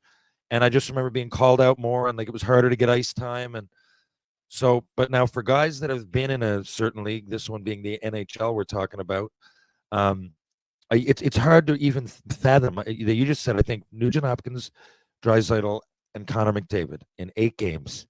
That's like 3 hours on the ice. Like, yeah, I know. It's crazy. If you told me those players, the puck drops, there's 5 on one side, 5, and some of these are going to be power plays and 5-on-3s and whatever. You got 3 hours or more on the ice of these players, and they've gotten 1. It's incredible. So, and if the chances weren't there, I think you start, meaning that they are. So I think what's happening in their case, obviously, they're squeezing their sticks. You can see it with Draisaitl. The passes that, it's more than the shooting. The passes that are normally unearned, they're out thinking themselves. And then you also, they're leaders, right? They really are. They care. So they're at times putting the whole team on their back, I would assume. And I got to score this not only for my stats but for the team. And I don't want to be asked those same questions after. There's a whole lot that starts going through your head. But I don't know what the answer is, but I know. Once it happens, it kind of, so if they win tonight, let's just say I got them winning 5-1. Okay, so if they win tonight, even though it's San Jose, a historically terrible team, it still starts the ball going in the right direction, and you're not thinking about it. I think you got to get some bounces here, because once it starts turning, then you don't think about it. Then it becomes more natural. But like I said, even the best players in the world, look what this Connor McDavid's point total. He's thinking about it. He might say he's not, but he's thinking about it, and he wants to do more. And he's still a great point total for anybody else on the planet in any league that they're playing in. But this is Connor McDavid, right? Just for example. So I think, it's not that these guys are selfish. It's just that they're trying to do often too much, and with that becomes you're squeezing the stick as opposed to like not being ready and not being focused. I think it's the opposite. But something like this can start that ball going in the right direction. They're even though they're playing very poorly. I still don't think they deserve to be 2-8-1. And I think we could be talking it might be a different set of issues, but I don't see these guys going that much longer without scoring. Well, I agree with you. Like it seems ridiculous when you look at that number to think that that it hasn't happened, right? But you know what? You can have all the talent in the world on paper. You still got to go out there and score. And part of scoring, I believe, that's your job. Like so when we get mad when the goalies don't make a save, Terry, and you're like, hey, you know what? Guess what? So to me, when a guy's in the slot and he shoots it right into the crest, to me, that's arguably no different than a goalie having one going right through him. I'm like, you're a good shooter. You know where you're supposed to shoot. And yeah, it sucks you didn't hit the corner, but guess what? That's just as egregious sometimes as a goalie letting in a softie. To me, it's not much different. No, and like, again, you're being paid to score if you're a scorer, right? Yes. Like that's part of what you're being paid to do as a professional. I totally agree with you. And there's reason, like, you know, and I don't know if it's overthinking it or what, but yeah, there's reasons that scorers do that. Yeah, you're right. Shooting it into a goalie's chest, if you're a scorer, is the equivalent of a goalie letting in a real flopper, you know? Yeah. And I think two things. First of all, obviously everybody's mistakes get magnified when the goalies don't play well, right? Yeah. But another thing, the only thing that I would not worry about, but I'd be aware if I'm, well, the players, but the coaches, like these games can also create bad habits. Let's just say, I hate to keep going Bouchard, but you know, he's made some real bad plays defensively this year. Do I think he can turn it around? Of course, I saw it happen at the second half of last year, and he's ultra talented and creative. I just think there's times that he's really, really made a poor decision, and then on top of it, not put his whole effort into fixing that, right? The last game was one of those goals he didn't back check on. You can get away with that though. So if they might score 5 goals tonight and still make the mistakes, but you won't notice it because it's the San Jose Sharks. That's the only thing. You don't want these bad habits. So it's one thing to go out and score, but you still got to be doing. You've got to be going through the right. You're playing the systems the right way. You got to be disciplined in that.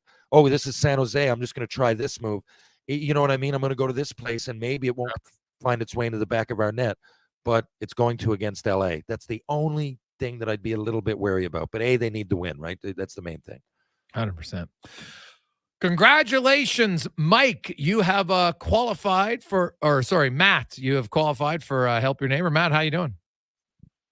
Pretty good. Yourself? Hey, I'm good right now. Well, talk to me in 7 hours. We'll see what happens. You're in the draw. You've got a hat from Sports 1440. Of course, if your name's called, you're going to the order game, getting the Echo Bee. Do you know anyone right now that you would be gifting the new high-efficiency furnace from Legacy Heating to?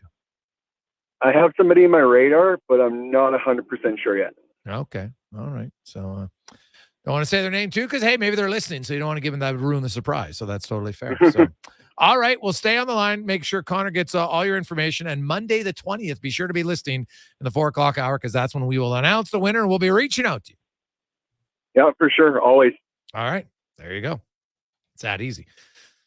Thanks again to Legacy Heating and Cooling for the wonderful package. They just donate that. It's amazing. And what a life-changing experience it's going to be for somebody who, because you know what? It's amazing. People, what I love about this contest is people get a thrill about helping others, right? Somebody that they know that really needs it. And man, that can make a big difference. Like, just think about the comfort of knowing when you go home that your furnace works. It's working all the time. It's a luxury, especially come wintertime, that we probably take for granted. We'll come back on the Jason Gregor Show, presented by PlayAlberta.ca, with 5 questions and then spec. There's 2 seasons in Alberta, winter and construction. During these days of traffic barricades and slower commutes, GS Construction reminds you those crews are improving our communities. They're rehabilitating and upgrading Edmonton's infrastructure all across the city. When you see the barricades and run into a traffic backup, remember, the crews are there to help. Drive slow and be patient. Help make our city better and join the GS Construction team. See what they're hiring for on Indeed.com. GS Construction, laying the groundwork for your community since 1974. At The Brick, we're not just proud of this city and its rich sports history. We're proud partners of it. The Brick started right here in Edmonton over 50 years ago. And when we're not cheering on the Oilers and Oil Kings live at the game, or the Edmonton Elks under the bright stadium lights, we're in our stores, providing everything you need to cheer them on in your home. The Brick, supporting Edmonton sports teams and fans since 1971, saving you more.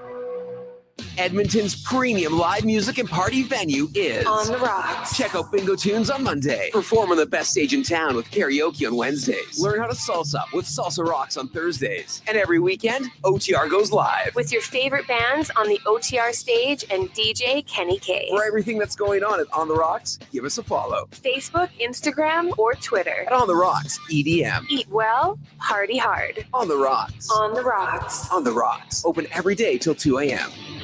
Being on this road together means saving twice during the Fountain Tire Road Ready sales event. Save up to $225 on a set of 4 select tires. Plus, get a bonus $50 off any service until December 16th. Book your appointment at fountaintire.com. Restrictions apply. Financing available. Ugh, fine print. Hey, sports fans, we've got a clear choice for you. At Crystal Glass, we provide customers with the perfect glass for any job. From home to auto and even commercial, installation or repairs, we're your team. Call 310 Glass or visit crystalglass.ca. Crystal Glass. Building or renovating, you want to work with someone who sees and understands your vision. BIE Engineering is a family-owned, experienced structural engineering consulting firm serving commercial and residential clients in Edmonton and surrounding area. Homeowner or large company, they'll work with you to help see your ideas through. BIE Engineering can help prevent problems, deliver solutions, and minimize your risk. BIE Engineering. Request a quote for your project today. Visit bieeng.com. I've won my fantasy league 7 years in a row. Something we get to hear about every weekend. And he stops at nothing to win. I have my techniques. Oh, yeah. Like the time you got us all plastered the night before draft. Or the time you sent yo mama jokes to me until I agreed to your trade. But every year, I take my winnings and buy everyone Wilhauk beef jerky. Wilhauk beef jerky, because you don't win friends with salad. That's the only reason why I'm still talking to you. Yo mama still talks to me too. In Leduc, Spruce Grove, and West Edmonton Mall. Hey world, get ready to believe. At Oodle Noodle, we serve up world-class, worldwide flavors in our sweet, saucy, and fiery noodles. We believe in the power of nudes. We've got everything from saucy mac and cheese to sizzling pad thai to so many other unbelievable dishes sure to make you a noodle convert for life.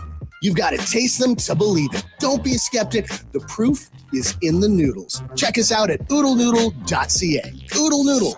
We believe in noodles. Does anyone buy an RV in the fall? I mean, why would you go to all the trouble to find just the right one when you can't enjoy it until the spring? Only someone like Rick Showers from Noble RV would know the answer. Ain't that right, Rick? That's right, Bob. You'd be surprised how many people buy their RV from us in the fall. It's a buyer's market. The people who sell their RVs with us are often a little more motivated to sell this time of year. And that means a better deal for you. And when you buy your quality used RV from No Bull now, I cover the cost of storage and winterization for the coming winter. So you can pick it up in the spring, ready to roll without paying an extra cent. Winterization and storage? That can cost quite a bit, Rick.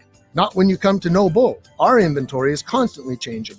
Something we have today, we might not have in the spring. So the best time to find the RV that's right for you is anytime. And that's No Bull. NoBullRV.ca. Portions of this hour brought to you by Crystal Glass, the clear choice for all your auto, residential, and commercial glass needs. Call 310 Glass or book now at crystalglass.ca. Look good, feel good, play good. It's the Jason Gregor Show. Thanks for listening to Sports 1440. Presented by PlayAlberta.ca, Alberta's only regulated online gambling website.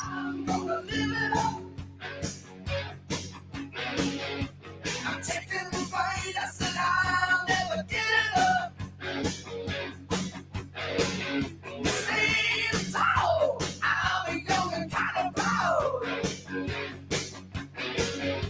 I'm on the top, but as long as the music's loud. Everything else sit around as someone goes by. Everything like a focused case.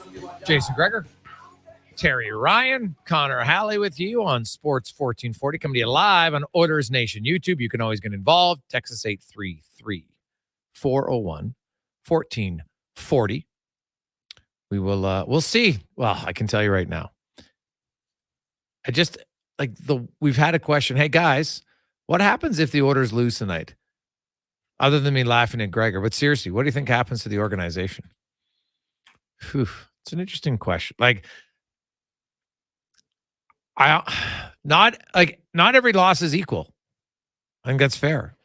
It wouldn't just be one loss; it would be another bad loss, dropping your record to 2-9-1,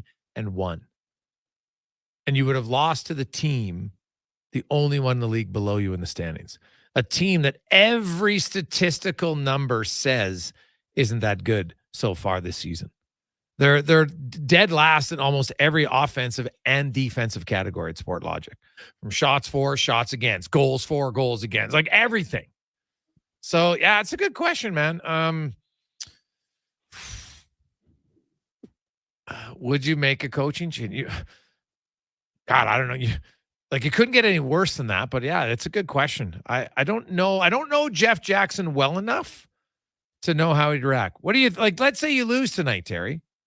What would you do? Do you then have to say, obviously, I got to shake something up? And Jack Campbell was one move, but we got to do something else. What would you do? I think we lost TR. So, unfortunate timing. Try to get him on the phone line if we can. So. I thought he was deep in thought there. Yeah, so did I. Just did not move. Yeah, no. Okay, I'll give him a call. Yeah, give him a call. He can do 5 questions over the phone, which would be good to wrap up the show. As he said, he doesn't like his Wi-Fi, so he'll be doing it from a better location next week. I love it, guys. There's no way the Oilers lose. I don't care what anyone says. From Dan. That's why they play the games, Dan. I agree with you. The statistics and the odds would say it's in their favor, but. We'll see. We shall see. Let's get to 5 questions brought to you by The Brick, where, hey, don't wait for the stress of Black Friday. You can get all advanced deals right now. You can get up to $900 off on big screen TVs. How about this? You can get mattresses starting as low as $149 and pillows for $12 right now at The Brick and thebrick.com. It's time for 5 questions on the Jason Gregor Show. Just want to make sure, Terry, you got us here. You're good to go? I believe so, yeah. Sorry, well, it's not my Perfect, fault. okay. Question number 1 for you guys tonight. Let's get a score prediction for the game out in San Jose, and just for fun, we'll throw in a bold prediction. I got 5-1, and just to finish up on when you asked me, Jason, yes, I think so. You got to shake it up. Just for the public, just the look, the optics are terrible, whatever, you got to do something. I don't know what that is. Probably the easiest as a coach, even if it's not all his fault. Okay, go ahead. Sorry. Well, I'm going to say 6-2. And bold prediction, Holloway and McLeod each score a goal. Sorry, I didn't give you my bold prediction. Okay. My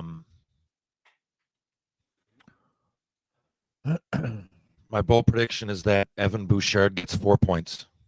Ooh, there we go.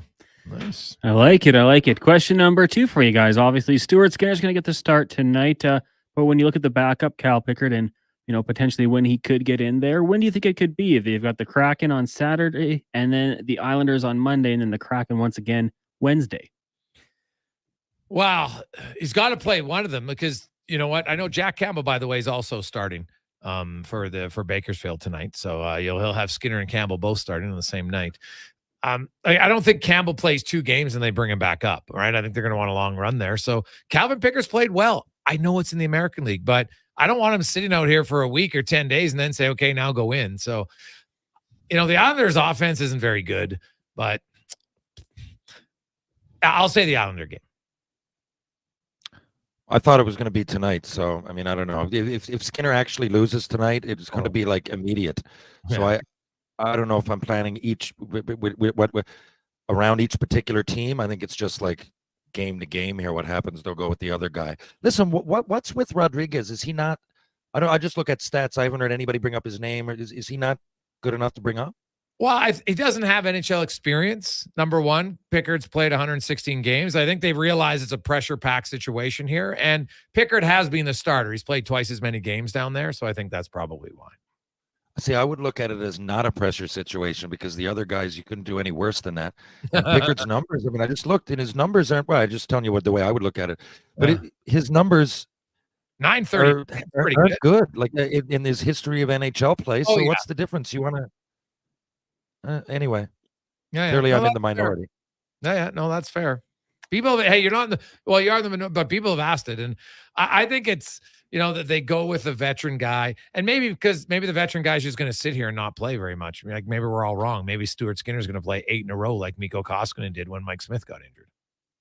Sorry to beat a dead horse, and I'll get off this. But what I'm saying is that with Pickard, it's just going to be no different. There's no reason. He's already 31 and he's never given you any reason. So it's not going to happen now. But with the other guy, it could be a situation, comes into the league, boom, stands on his head. Like you don't really know. I like the element of not knowing because again, Pickard's numbers are the same as the two guys that you're talking are terrible. Right. So, and I don't want to seem all negative. I know they all have talent, whatever, but I'm saying for me, it's a perfect time to bring up Rodriguez, but hey, who am I? Well, on the topic of young prospects and goalies, the Calgary Flames bringing up Dustin Wolf from their AHL franchise, coincidentally in the same city. What type of impact do you think he can have for the team realistically? I think he can have an impact, and he seems ready. He says he's ready. He's 22 or 23. I'm surprised he's not there a little bit earlier, to be honest. But now Markstrom's hurt, isn't he? Or he's toying with that. I think he needed a day to himself or whatever they call that. So he's probably injured to some degree. I figure, why not? This guy's supposed to be good. You put a lot of faith in him. Toss him in there. I think he's got a good attitude too, confident kid. Calgary don't have a lot going for them as far as positive vibes. I think, why not? Same thing. Why not now? Yeah, you know what? I think the fan base wants it to work, that they've had some young guys on the team that have come in and performed well. He did play last year, Connor, so I think that helps. I think if I recall, he only allowed 1 goal in his start last season. So, you know what? Markstrom has actually played well. So it's not like this is the situation last year where they're getting terrible goaltending and they need a savior. The Flames' last few games have been decent overall. Obviously he's not in the Huberdeau camp. So I think what he does is any young player comes in, they're excited. I think that just adds a little juice to a lineup. So I think he can give him solid goaltending. I don't expect him to be spectacular, but he's capable of it. Question number 4 may not be a great game, but who knows? Crazier things have happened. The Panthers take on the Bears Thursday Night Football. If you had to put some money down at playalberta.ca for an anytime touchdown scorer, where would the money be going? Well, Justin Fields is officially out, so it definitely wouldn't be him. So I will go. He had a slow week last week. I'm going to go with Thielen. I'm going to go DJ Moore. All right, I like it.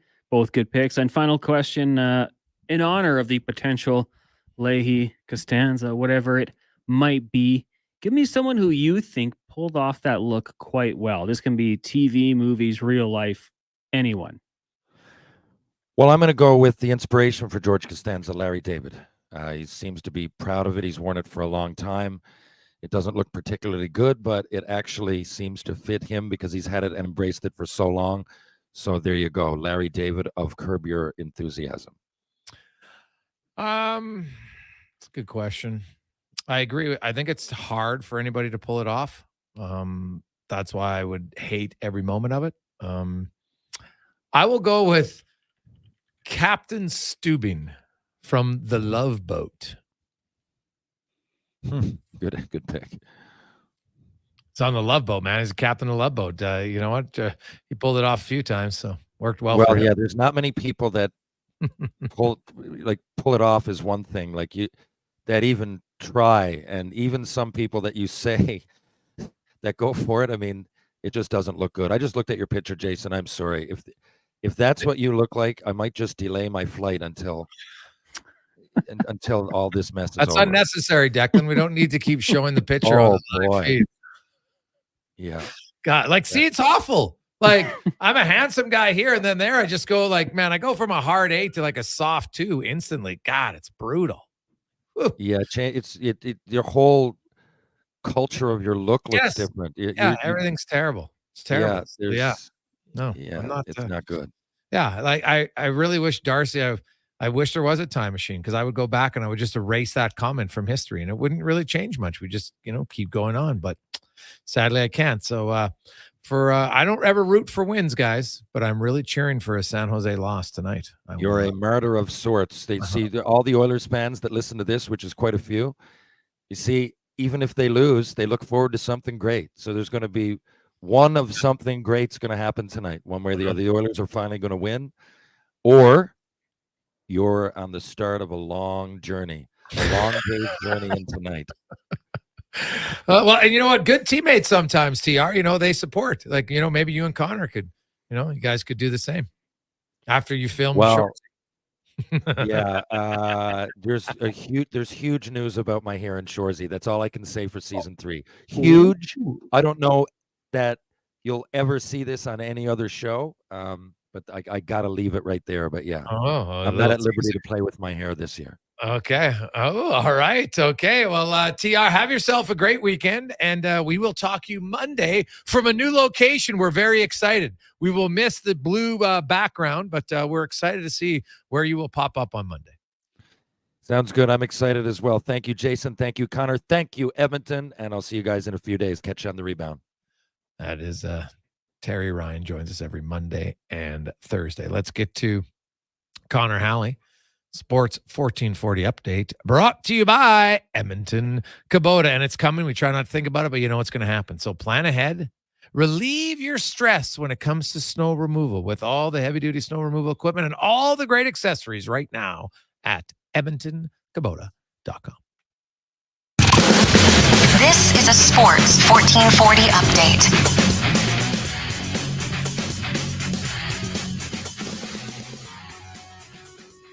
Game day, the Oilers in action down in San Jose, taking on the Sharks. Puck drop just after 8:30. Stuart Skinner will get this start between the pipes for the Oilers. Busy night around the NHL. The Islanders in Boston. Sens host the Canucks. Canadiens taking on the Red Wings. Rangers host the Wild. The Coyotes in St. Louis. Jets host the Preds, and the Penguins take on the Kings. You also have the Avalanche hosting the Kraken. Kraken will be without forward Jordan Eberle, who suffered a cut to his leg at practice yesterday. He's currently listed as day-to-day. Calgary Flames have recalled goaltender Dustin Wolfram, their AHL affiliate, in 6 games. He has a 5-0-1 record with a .924 save percentage and 2.34 goals against average. Week 10 in the NFL kicks off tonight with the Chicago Bears up against the Carolina Panthers. You can watch that one with Brandon Douglas out of the Spruce Grove Canadian Brewhouse for your chance to qualify for a trip for 2 to the Super Bowl in Las Vegas. And in the association, just 2 games on the schedule. Bucks take on Indiana at 5, and at 7:30 it's Orlando up against the Atlanta Hawks. And on the LPGA Tour, the Annika driven by Gamebridge at Pelican Golf Club in Florida. Brooke Henderson currently atop the leaderboard at 8 under par. Coming up in hour 4 of the Jason Gregor Show, we will be joined by Mark Spector of Rogers Sportsnet. I'm Connor Halley. This has been a Sports 1440 update. Sports 1440 in West Edmonton Mall and Wetaskiwin. CKJR is a Stingray radio station. Download the free radio player app and listen wherever you go. Get your vehicle ready for winter with Jiffy Lube. Drive-in, drive-out service with 25 extra air miles with your Shell Go Plus app. Be wise, winterize. Jiffy Lube, keeping you moving. Actions speak louder than words. Japa Machinery Group puts your construction plan into action with XCMG construction machinery you need. Available for rental or sale. Learn more at japamachinery.com. Hey world, get ready to believe. At Oodle Noodle, we serve up world-class, worldwide flavors in our sweet, saucy, and fiery noodles. We believe in the power of nudes. We've got everything from saucy mac and cheese to sizzling pad thai to so many other unbelievable dishes sure to make you a noodle convert for life. You've got to taste them to believe it. Don't be a skeptic. The proof is in the noodles. Check us out at oodlenoodle.ca. Oodle Noodle. We believe in noodles. A solid financial plan is made up of more than just investments. Investments are an important part, but you need a more comprehensive approach. Andy Akel at Weird Pearson Akel & Associates Private Wealth Management understands that. He can help build a plan that includes retirement, estate planning, personal insurance, tax strategies, and yes, investments. Talk to him today and see the difference a real financial plan makes. Weird Pearson Akel & Associates. Call 780-988-4119 or visit weirdadvisoryteam.com.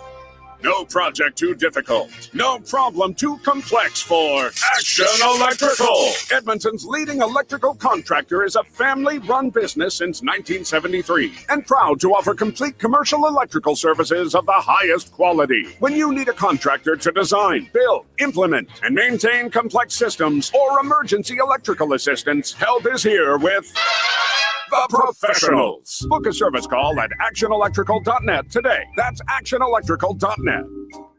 It's simply the best time to buy. The Black Friday event is on right now at Volvo Cars Edmonton. You'll save up to a game-changing $7,500 off your purchase or finance as low as 1.49%. Choose from a winning selection of 2023 cars and SUVs like the sleek S60 or the roomy and comfortable XC60s and 90s. Black Friday is on now at Volvo Cars Edmonton.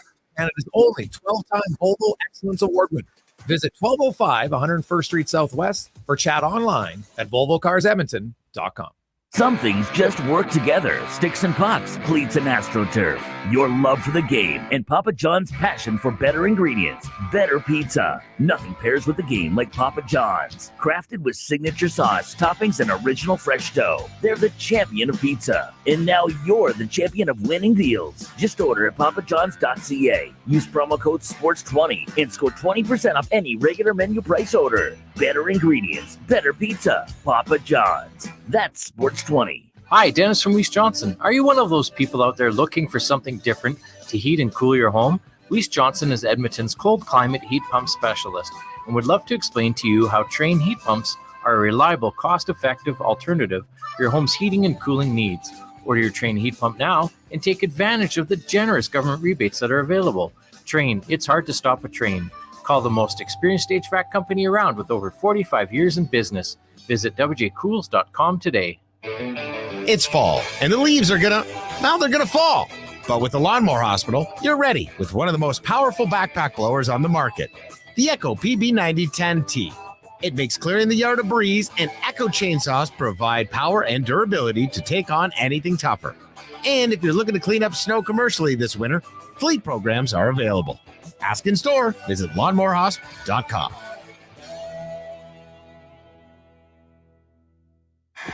Rodeo clowning felt like an exciting opportunity. Boy, was I ever wrong.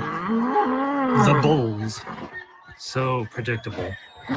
But you know what's exciting and unpredictable? PlayAlberta.ca. I can bet on any sports game, play online casino games anytime, and buy lottery tickets anywhere.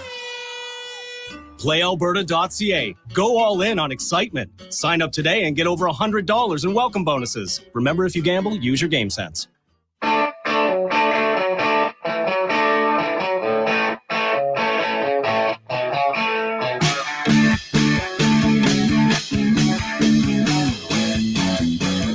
Portions of this hour brought to you by UL. UL gives you more than premium quality electrical products. Are you ready to elevate your projects? Contact UL to discuss how they can partner with you for success. EWEL.ca. Hat tricks, touchdowns, and home runs. Get it all with the Jason Gregor Show on Sports 1440. Presented by PlayAlberta.ca, Alberta's only regulated online gambling website.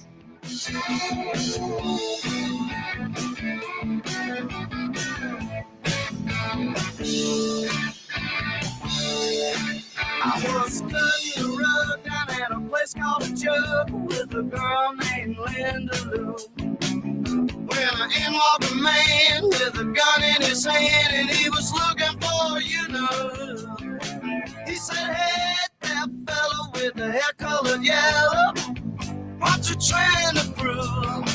'Cause that's my woman there and I'm a man who cares and this might be all for you. I said, excuse me.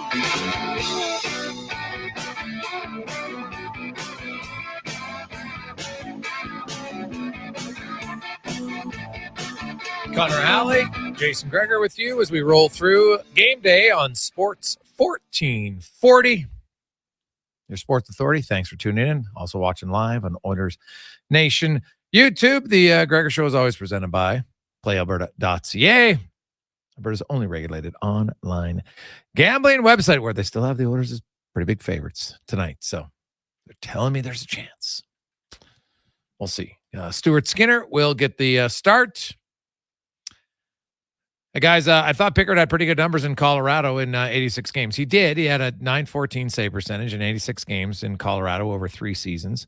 And that was from 2015 to 2017. And then since then, from 18 till now, he's played 30 games in the NHL and had an .866 save percentage. So yeah, many years ago is good. Recent, not so much. But, if you look at, overall, his career save percentage is still .903 in the NHL in 116 games. So I would play him at some point. I think that's fair.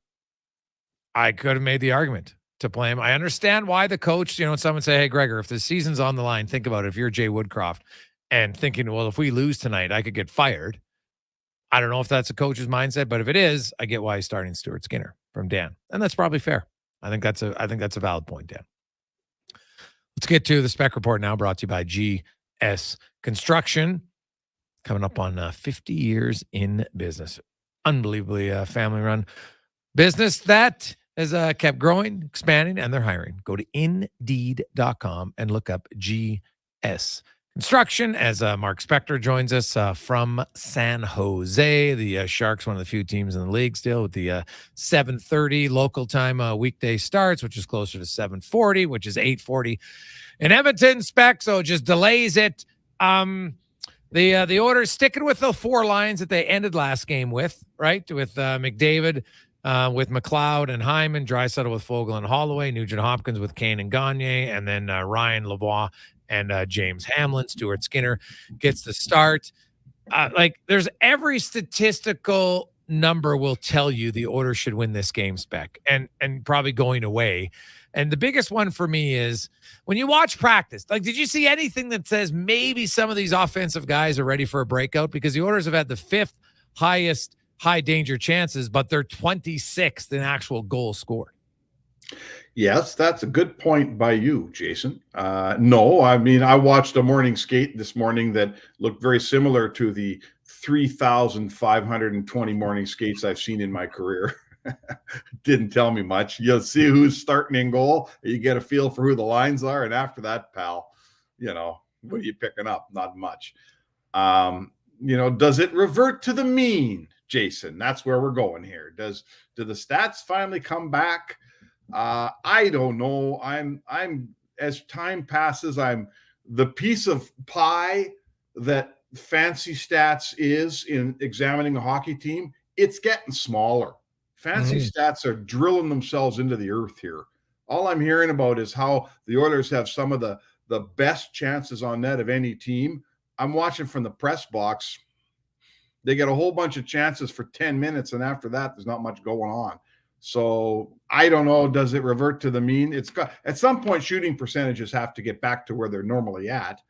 But if Leon Draisaitl can't make a backhand pass, and if Connor McDavid gets in prime shooting position and keeps passing it to some guy over by the sideboards like he's been doing for 10 games, no, it's not going to get any better at all. Yeah. Wow. You know what? It's funny. Connor McDavid is one of the guys who needs to get going. Everyone's like, early on, it was like bottom six. But then suddenly now they're top 6 guys. Draisaitl, I know he scored last game finally, but Draisaitl, Nugent Hopkins, McDavid have combined 1 goal now in the last 2 weeks plus for the Edmonton Oilers. They got to get going. And who knows? Maybe the Sharks are the cure, Spec. They've been the cure for other teams, right? 55 goals against. And they're getting outscored 37-7 at 5-on-5. There's no reason Edmonton, and not just win the game, they should. I know they just need a win. They need 2 points, but this is one where I'm curious to see the killer instinct. Remember, you've talked a lot, Gretzky, Coffey, they talked there are games sometimes you got up and you're like, guess what? we're going for it. And if I was Jay Woodcroft, Spec, and it's the third period and it's 4-0, and you get a power play, I'm throwing my first unit back out because my first unit's only scored 3 power play goals in 8 games. They got to get going. And I'm sorry about this. Hey, San Jose, we're not trying to be disrespectful. I'd send David Quinn a note after the game then. If you're that worried, just say, hey, sorry, man, but my first unit power play isn't going. I needed them to get going. End of discussion. Yeah, that's the one place tonight, I think, that you'd like to see, some movement, right? You can tap your foot and wait for all these individual guys. I mean, Holloway and McLeod have 1 point between them. You can sit around and wait for one of those two guys to wake up and learn that maybe the season started and we could probably get a little going here. But that first unit power play can win you games. And it's filled with good players who, not a calendar year ago were the historic best power play in the history of the NHL. So that unit has just been a nut. Who saw that unit would grow cold? Well, it has grown cold. That's a difference in a hockey game, man. They've had so many games where they had an early power play where you thought, okay, early power play, let's go. Yeah. And nothing happens. So yes, Jason, you have identified the first thing that could get fixed tonight. Yes. Yeah. And the good news for the Oilers is their second unit power play is performing. They got goals in consecutive games. 2 goals. God, how many years has it been since the second unit scored in back-to-back games? So, good for them. And 2 defensemen, Nurse and Ekholm, doing the goal scoring. So, that's likely not to continue. But nonetheless, the Oilers have actually had a fair amount of goals from their blue line. Bouchard's got 3. Kulak scored. Desharnais scored. Ekholm scored. Nurse has scored. But I look at, the Oilers can say all the right things, Spec. And I know you said it earlier, and I agree with you. The time kind of put up or shut up. But I look at tonight is I didn't love how they responded in the last 10 minutes against Vancouver, to be honest. And San Jose is not that team. But to me, a killer instinct means at times you're ruthless. And sometimes ruthless is on the scoreboard. And you know what? The Oilers, they had 19 shots early against Vancouver last game. That was great. Not many screens in front, right? And so, that's the one thing I wonder is, do you think this, and maybe this group's just never going to do it, are they going to get a bunch of bodies in front? Because you look at Fogel's goal called off right around the crease. When they do go there, they get rewarded. They just don't seem to go there often enough. And watch how often the blue liners are looking to shoot and there's no one in front. Yeah, for sure. This team is guilty of loving to watch its own highlights too much. They try to pass the puck into the net. They absolutely refuse to play that game you described, which is a meat and potatoes game. And every team I've ever seen, sure, you have your stretches where you're making 6 passes and scoring 72 Russians. Sure, that's great. But that never lasts. There's always a point where you get in a drought. And getting out of a drought means playing meat and potatoes hockey, go to the net, shoot pucks from the power play for sure. Get it back to Bouchard and get in front of the net and get a rebound. This team takes a long time to accept that maybe that's a solution to help get this thing going. They are very patient with their own offensive, sometimes perimeter game. And it gives me anguish too, Jason, when I see that it's not working out there on the edges and 6 passes in a row. I want to say, man, just go to the net and see what happens. They're not good at that, and maybe the desperate times will get them there. Yeah. Well, I'm curious to see what happens for them, Spec. They're not the only team struggling defensively. You look at the Toronto Maple Leafs; they can't defend, to save their life right now. And there's rumbling John Klingberg might be a healthy scratch in Toronto. Yeah. There's a lot of teams early on this season that people thought would be better that aren't, and then there's obviously the Ducks and a few other teams that are way better. It is early, but sometimes those trends don't reverse themselves. Yeah, who thought the Oilers would be 10 points back of the Ducks or whatever they are? That was never supposed to happen. And maybe, we got to go a little further before I'm telling you I'm all in on the Anaheim Ducks. But you know what? They're trying too, man. And they're sometimes when you got to go the extra mile because no one thinks you're any good. You got some stuff to prove you play better, and maybe those teams don't like losing a little more than the Oilers. let's go back to that Vancouver game. You know, you're down 5 or 6-2, 5-2. It's late and it's pretty much over. And who's the only guy on the ice that looks like he hates losing? It's McDavid. He's the one getting into it with DiGiuseppe and getting into it with Miller. Then he sees DiGiuseppe the next shift and he crushed him. Did he get a penalty? Who cares if he got a penalty? It was a 5-2 game. But my point is, they got a bunch of guys that are 6'3" out there named Desharnais and Ekholm. When's the last time you saw Ekholm put his glove in somebody's face, right? I can't remember it. You got McLeods, you got Holloways, you got, you know, big boys all around that lineup. Edmonton's got good size.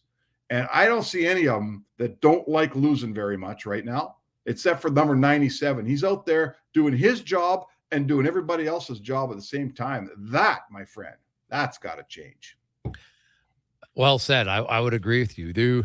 You know what? Like Evander Kane's the one guy who I think has backed it up, and you know, he's fought a few times, and it's really, it kind of got his season going, to be honest. Like his season changed ever since that fight with Brandon Dillon, right? Like I think that's obvious. Right? Like look at how he played afterwards, the next games, and since then, you know, he's played pretty solid for the Edmonton Oilers. And I get there's not many guys that want to fight, and nowadays you don't have to fight, but you can, as you said, put a glove in the face, and there are other things that you can do to you know, to get yourself where it looks like you care more. And so I think the give a bleep meter needs to be ratcheted up by a few players. Well, this is where accountability comes in.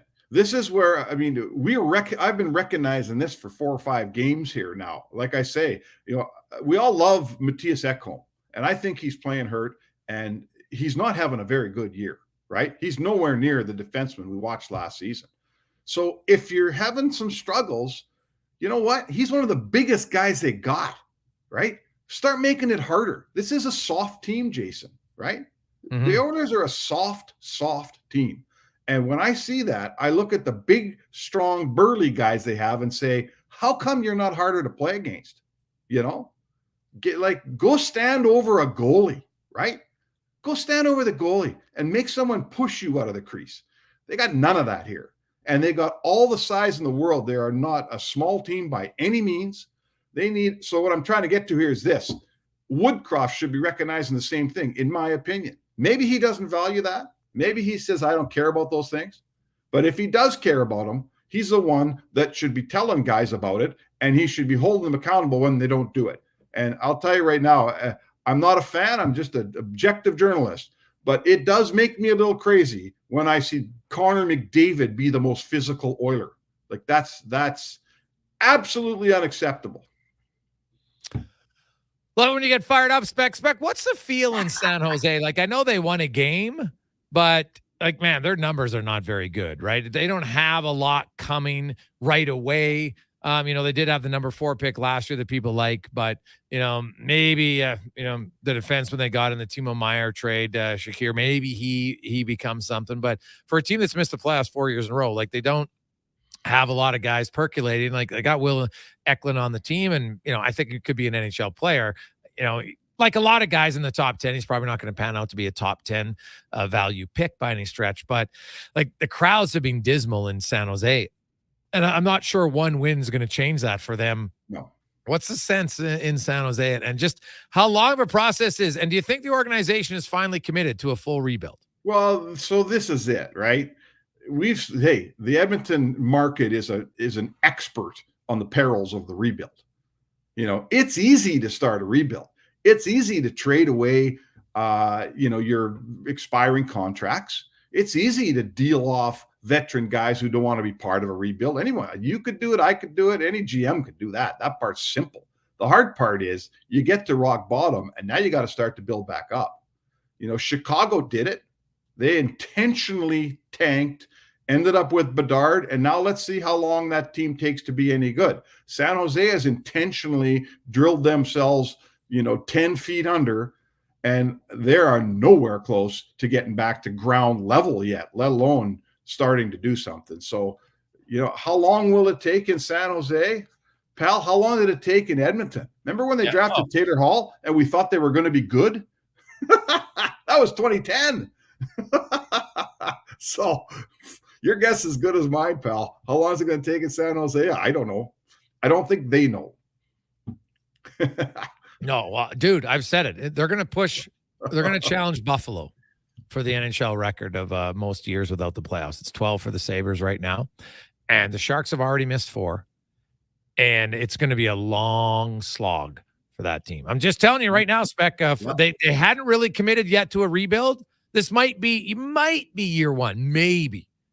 I know they had the 4th pick, so some could argue maybe last year was. Yeah. But last year they finished poorly, but they hadn't committed, right? Like they were like, oh, we just re-signed Hurdle, right? And then you look at not only did they sign Hurdle, but they also, the trade for Brent Burns, you didn't get very much back. You retained salaries, an awful trade. Carlson, they don't have a whole lot from him. So I don't, like, the trades they made haven't really going to be able to speed up the rebuild and say, okay, good, we got a lot of prospects here coming. Like, dude, like, they don't got a whole bunch yet. So honestly, I think it's a minimum 8 more years for the Sharks. Like, this will be year 5 and then 7 more missing the playoffs. Yeah, that's a long time, pal. And remember, we're in a big American market here. I'm walking down the main street here, and there's San Francisco 49ers stuff hanging everywhere, and not a whole lot of Shark stuff right now already. Like you walk by Owen Nolan's bar, the Brit. It's right on the main street, Santa Clara, and he's got I noticed as I walked past, all the pennants outside are 49er pennants. Not that much Shark stuff. So the point is, it's a massive media market. This is basically San Francisco. You got the Golden State Warriors, right? You got the 49ers. Warriors are huge here. You got the Giants. You got San Jose State. You got Stanford. There's a ton of competition here. And if you suck, it's hard to sell tickets. Spec, if the Oilers lose, major changes coming tomorrow? Yeah, if the Oilers lose, it changes. If they can't put a game together and play well and exert themselves here, like I just did a thing with Sportsnet 15 minutes ago, and they said, "Is the team quitting the coach?" And I said, "No, the team hasn't quit the coach." No, I don't believe they have either. No, they have not. They can't figure it out. The reason that this coach is in jeopardy isn't because the team's quit on him. It's because there's stuff going on. He can't fix it. That's why he's in jeopardy. He needs to fix. The car's in the pits, and everybody else is out there doing laps, and the Oilers can't get out of the pit. So if they can't win in San Jose, it tells me that probably the coach does not have an answer, or the answers he has, they're the wrong answers. So this is a turning point. It's one of those games, Jay. If you win it, you get the 2 points and not much else because you beat San Jose. But if you lose it, it's not going to be pretty. Nice. Spec, enjoy the game. We will chat with you tomorrow. All right, Jake. That's Mark Spector and the Spec Report, brought to you by GS Construction. Eddie Lack. We're going to talk goaltenders. What's been lacking? We'll find out next on the Gregor Show, presented by PlayAlberta.ca. What's better than getting a delicious McMuffin and a medium premium roast coffee? Getting a delicious McMuffin and a medium premium roast coffee for only $4 plus tax. It's your favorite McDonald's breakfast for less. What's better than that? For a limited time at participating McDonald's in Canada, prices exclude delivery. At The Brick, we're not just proud of this city and its rich sports history. We're proud partners of it. The Brick started right here in Edmonton over 50 years ago. And when we're not cheering on the Oilers and Oil Kings live at the game, or the Edmonton Elks under the bright stadium lights, we're in our stores, providing everything you need to cheer them on in your home. The Brick, supporting Edmonton sports teams and fans since 1971, saving you more. Winter weather is hard on your vehicle. Help keep it in top shape with Pennzoil Ultra Motor Oil from Jiffy Lube. Oil changes on your schedule and 25 bonus air miles with your Shell Go Plus app. Jiffy Lube, keeping you moving.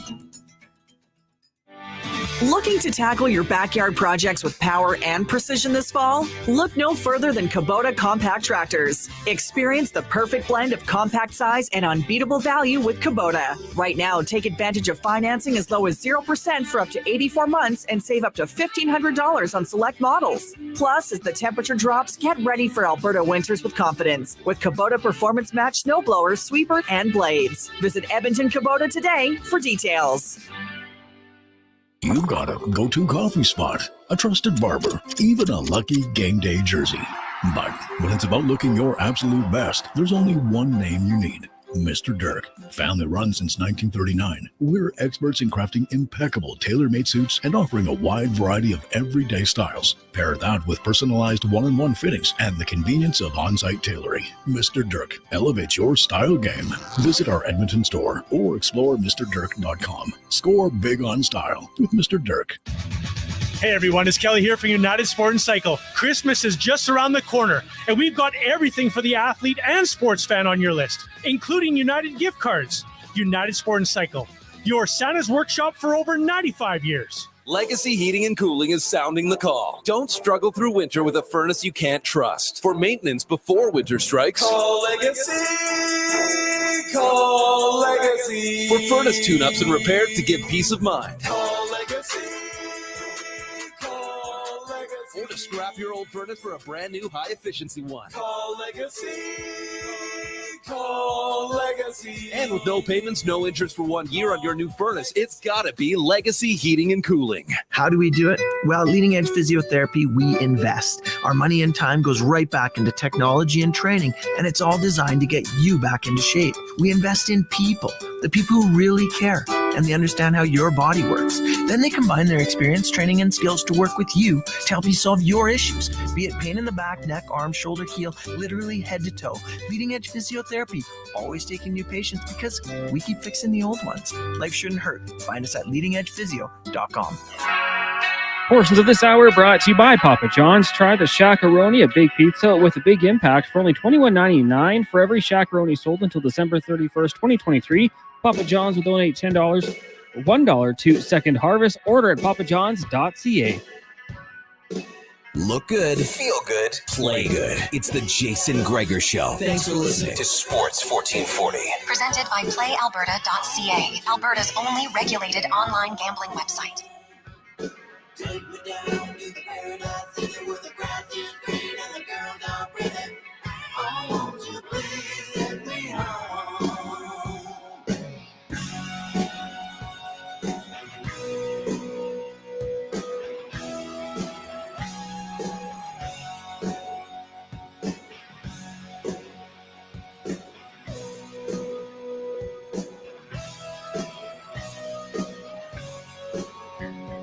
5:30 on a game day on Sports 1440. Jason Gregor, Connor Halley with you as we roll through. Oilers are in San Jose tonight to take on the Sharks, a battle of the basement.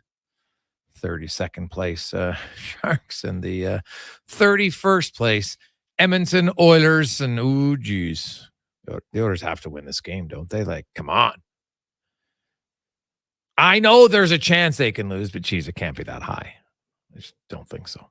Anyway, let's go in the room, brought to you by Next Gen Transportation, as they want to congrats Devo, one of their staff members who made the national bobsleigh team. Good luck at the upcoming World events, World Cup qualifier, and the Olympic qualifying events. Next Gen Transportation. We are joined now by former NHL netminder. Perfect timing to have him on the show. Eddie Lack joins us talking goalies and more. Eddie, how are you doing, man? Welcome to the show.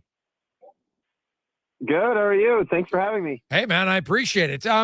As a guy who played in, I guess the first question I have is, you call a goalie up from the AHL, right? And obviously anybody gets called up from the AHL. They want to play. You played in both. You started out in the American League, then you came to the NHL. Can you describe, what's the biggest challenge for a goalie coming from the AHL to the NHL? I think the biggest challenge is everything's faster. The players are faster, the shots are coming faster, and when you get called up like that, I mean, everything just feels like it's going so fast. And sometimes that's good, though, because you feel like you're a little bit more focused. In the NHL, the shots are more coming where you would kind of expect them to come, if that makes sense, right? So like, for me, it was almost easier playing in the NHL because, like, all the situations and stuff that you got thrown into, they were a little bit more expected compared to the AHL, where more the unexpected can happen, you know? Yeah. Okay. That's fair. So how do you, as a goalie then, like, you know, you have a guy in Pickard who's played 116 NHL games. It's been a while, though, since he's been up there. And, you know, he had some early success his first 3 years in Colorado were a lot better, at least statistically, compared to the last few when he's been up and down. He wasn't there as consistent. So, you know what? He comes into Edmonton. Like, if I'm the order, you got to play him at some point right away, do you not? Like, he's played in the American League. He's played very well in 4 games. Like, does it do him any benefit if all of a sudden, like, they wait till next Wednesday, for instance, to play him? Do you feel, Eddie, as a goalie, like, obviously you always want to play right away, but the longer he goes, does it become harder for him to have success?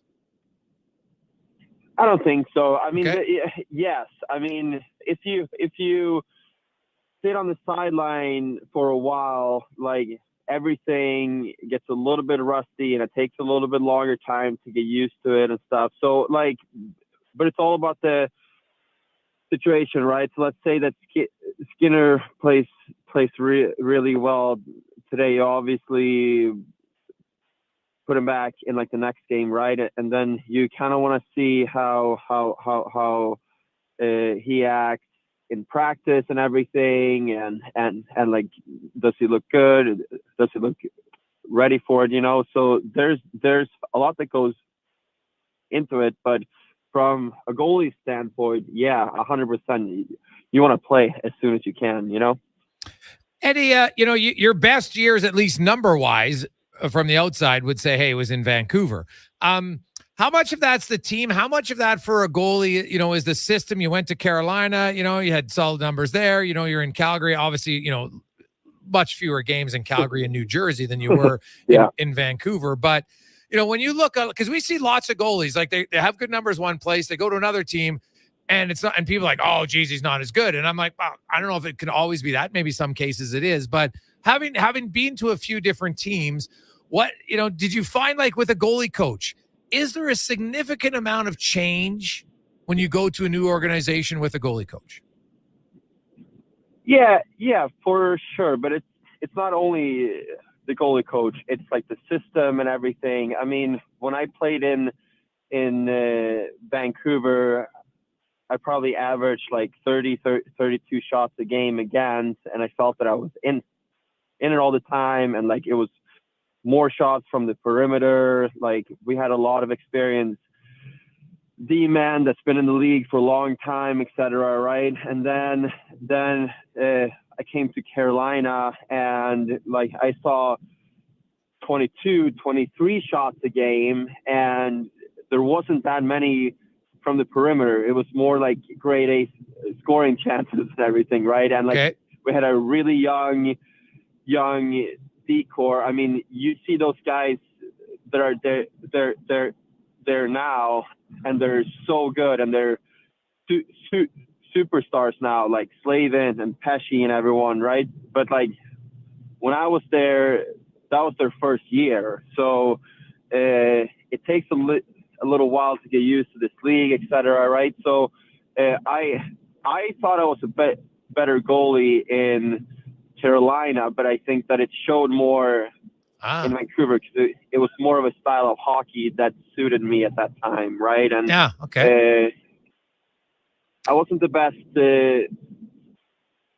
skater as a goalie, right? So I could more stay in the paint then and read the game more. While in Carolina, I kind of got caught chasing a little bit more because they wanted me to be a little bit more aggressive because that was the style of game that they played.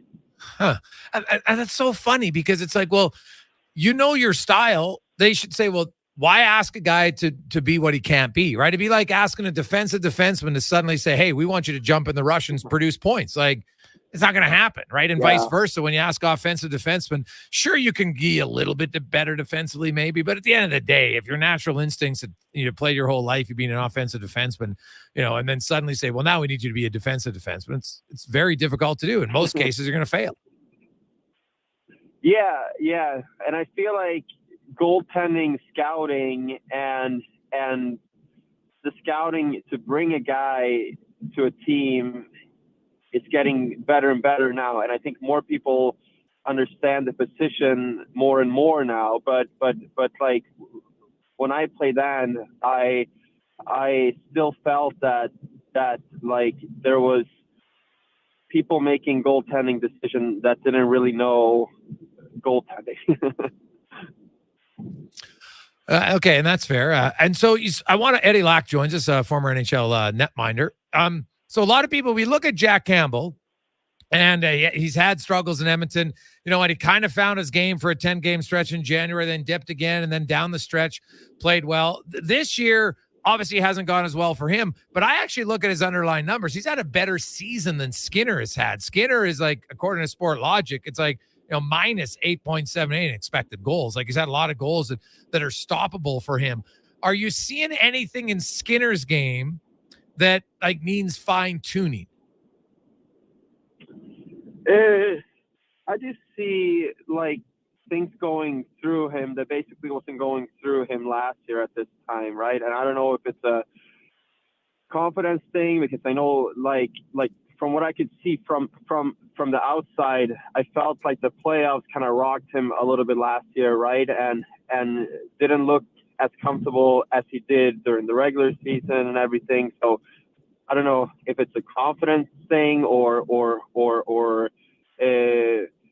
just kind of what we talked about before too. Like maybe he's just being put in those spots more now than he was at that time last year, right? So I definitely see things that he can improve, right? But hockey is also a team game, and it's always easy to blame the goalie, right? Like goalies, we always want to get the credit when we play great. So like we are gonna take a lot of the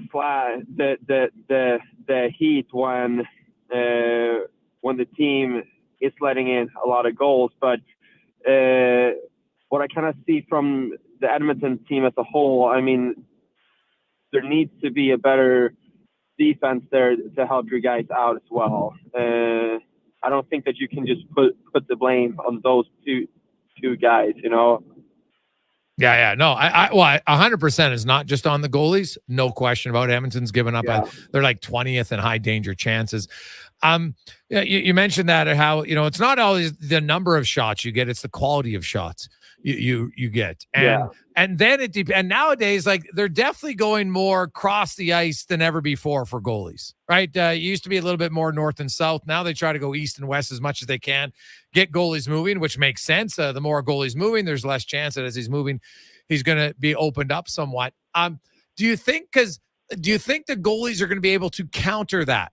Right? Like, what will we see maybe the next few years, Eddie, for goalies so they're better at handling that more east-west game that we're seeing now?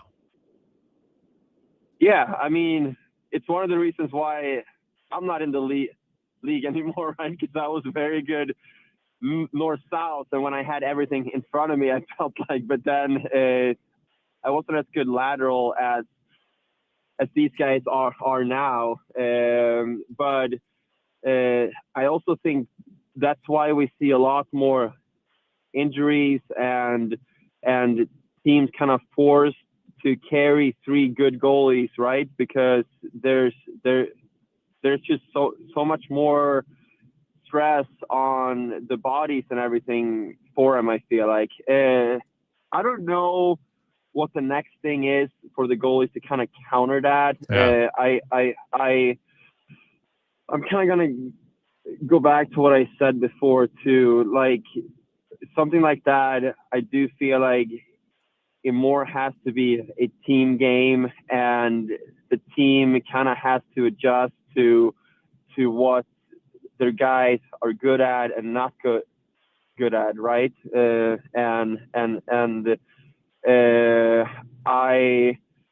I think that teams are starting to work more around it. Like, what is my goalie good at, and like, how can we make him look better? But yeah, I mean, all these guys are so good laterally now that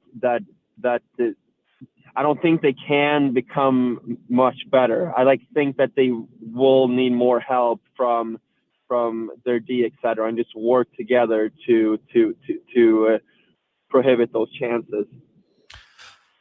What about the San Jose Sharks? You're a goalie in San Jose. You know the team in front of you isn't that good. You're going to be facing a barrage of shots all the time. How do you approach that mentally? I don't know if you ever played in a team that was that bad, Eddie, where it's going to be difficult, and you're just like, oh my goodness, man! Like, I'm going to be like, their expected goals against is over 4. Like, that's expected. Yeah, that's crazy. Yeah. Yeah. And I feel like, I haven't seen the last few games, but I thought that Mackenzie Blackwood had a really good start to the season and everything too. So it's definitely. I would rather be the goalie for the Oilers tonight than the Sharks. Let me put it that way. That's valid. It's totally fair. Eddie, we really appreciate it. Quickly, give me your thoughts on your Vancouver Canucks. I know you're very popular still in Vancouver. Do you believe the Canucks are legit? I mean, we're a wagon now. I don't know. Someone just texted me that they were up 2-0 after 4 minutes in the game, I think, today. I don't believe they're a Stanley Cup contender, but I do believe that they're going to make the playoffs this year. Yeah. They're probably going to be in the top 12, 12 to 10 teams in the league, I think. So they are for real, as they're finally winning hockey games, and they're finally playing a game that can win hockey games in the long run as well. But I don't think they have the team to go on a cup run. But I hope I'm wrong. Yeah. Eddie, appreciate your time, man. Great stuff. We'll talk to you again soon. Thank you. Talk soon. There you go. That is Eddie Lack. And hey, it's true. Besser scored 15 seconds in, and then Mikheyev made it to 2-0 3 minutes in, but the Senators have scored, and it is now 2-1 at the end of the first period. And Tampa Bay rolling again, although Connor Bedard has another goal. We'll take a quick break. We'll come back. That was In the Room, brought to you by Next Gen Transportation. What's better than getting a delicious McMuffin and a medium premium roast coffee? Getting a delicious McMuffin and a medium premium roast coffee for only $4 plus tax. It's your favorite McDonald's breakfast for less. What's better than that? For a limited time at participating McDonald's in Canada, prices exclude delivery. Order the juice, get the points. Now at Booster Juice, it's rewarding to be loyal. Introducing the Booster Rewards app, the reward program to give you a boost. Order on the app and enjoy 1 berry point for every $1 you spend. Redeem it for tasty Booster Juice treats, like your favorite smoothie, a Booster Ball, grilled fresh wraps and paninis, and cool Booster Juice merch. And with the Booster Rewards app, the more you order, the more you enjoy. Download the Booster Rewards app today. Order, earn, enjoy. Saturday nights were made for WHL hockey at Rogers Place, starting at just $20 a seat. This Saturday, the Battle of Alberta returns to Ice District, WHL style, as your Edmonton Oil Kings throw down with the Calgary Hitmen. Catch junior hockey at its finest, plus every Oil Kings home game, score kids' food combos for $10 or less. The Battle of Alberta, WHL style. It's family fun that's second to none. Edmonton Oil Kings, Calgary Hitmen, this Saturday at 7. Great family entertainment at Rogers Place starts at just $20 a seat. Save on Dave game pricing now at oilkings.ca. Are you ready to light up your game like Edmonton lights up the ice? Then choose Ewell. Electrical Wholesalers Edmonton Limited offers lightning fast service. Just like your favorite forward, they deliver your electrical supplies in record time. Plus winning quality. They only stock the best. And don't forget about their all-star support. When it comes to customer service, they're the playmakers. So don't sit in the dark. Make the power play and visit Ewell today. Online at ewel.ca, where excellence in electrical meets the heart of hockey. When you hand deliver a hamper to a family in need, everyone's hearts fill with joy. Be part of the Holiday Hamper Program, a charitable experience unlike anything in Edmonton. Sign up to adopt a local family, fill a hamper with food and gifts, then bring it to their door and see the difference you're making firsthand. With the rising cost of living impacting so many families, the need has never been greater. Sign up for the Holiday Hamper Program today at holidayhamper.ca.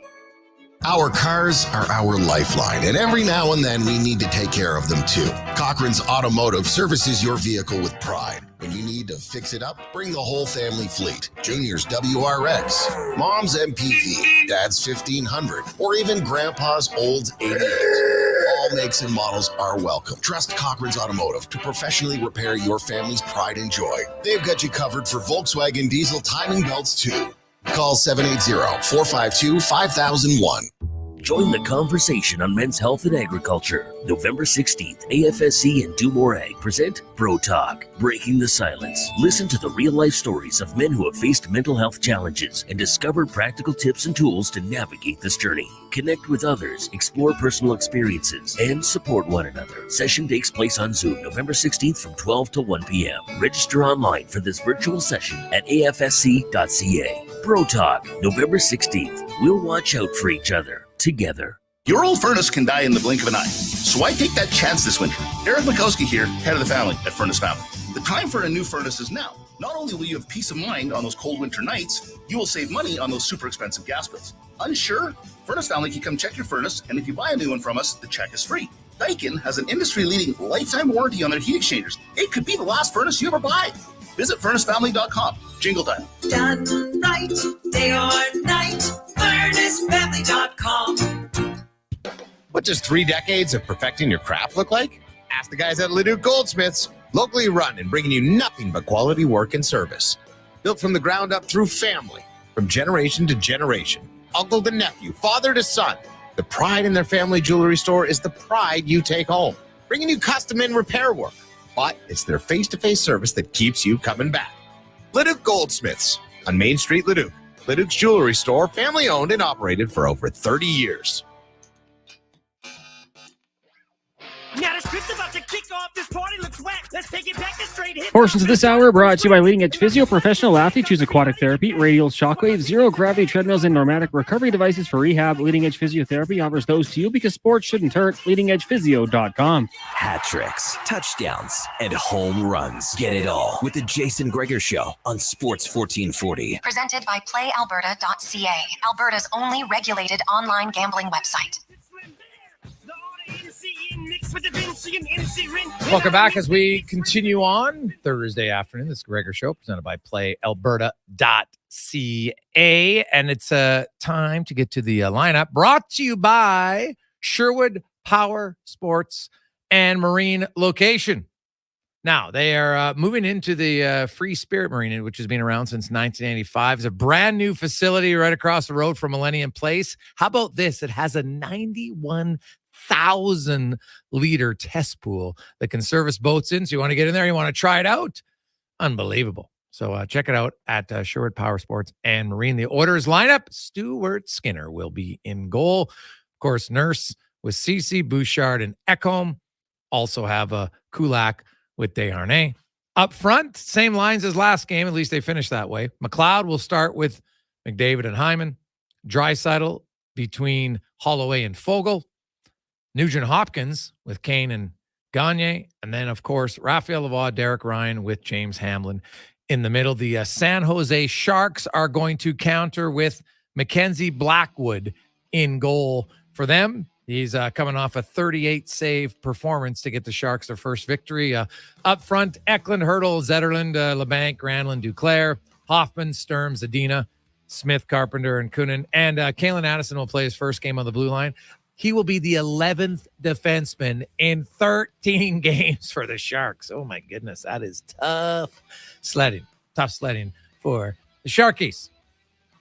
See what happens tonight. Puck drop around 8:40 Edmonton time. Be sure to tune in for the Oilers Nation pregame show right here. You're watching. Stay on the Oilers Nation YouTube channel. If you're not there, get there later on tonight at 7 o'clock, and then the postgame show later on. On behalf of Connor Halley, Declan Kruger, I'm Jason Gregor.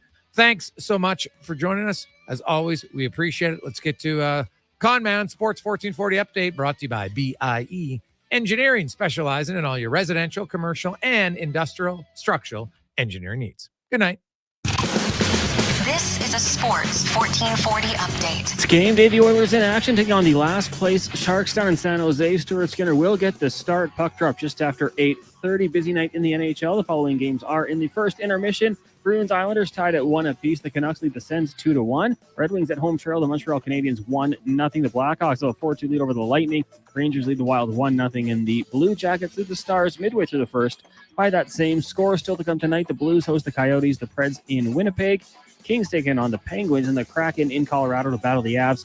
Kraken will be without Jordan Eberle, who left practice yesterday after getting a skate blade cut to his leg, currently listed day-to-day going forward. In the NBA tonight, 2 games on the schedule. Pacers lead the Bucks 50-41 with 7 minutes remaining in the second quarter. Later tonight, the Hawks will take on the Orlando Magic. Week 10 in the NFL kicks off with the Bears and Panthers. You can watch this one with Brandon Douglas of the Kevin Carius Show out in Spruce Grove at the Canadian Brewhouse for your chance to qualify for a trip or two to the Super Bowl in Las Vegas. That'll do it for us. We'll be back with Fox Sports Radio at 9 o'clock tonight, and then Carius and Douglas return tomorrow morning with guest host Eddie Steele. I'm Connor Halley. This has been a Sports 1440 update. This is Sports 1440, a Stingray radio station broadcasting on Treaty 6 territory. Download the free iHeartRadio app and listen to CKJR wherever you go. What's better than getting a delicious McMuffin and a medium premium roast coffee? Getting a delicious McMuffin and a medium premium roast coffee for only $4 plus tax. It's your favorite McDonald's breakfast for less. What's better than that? For a limited time at participating McDonald's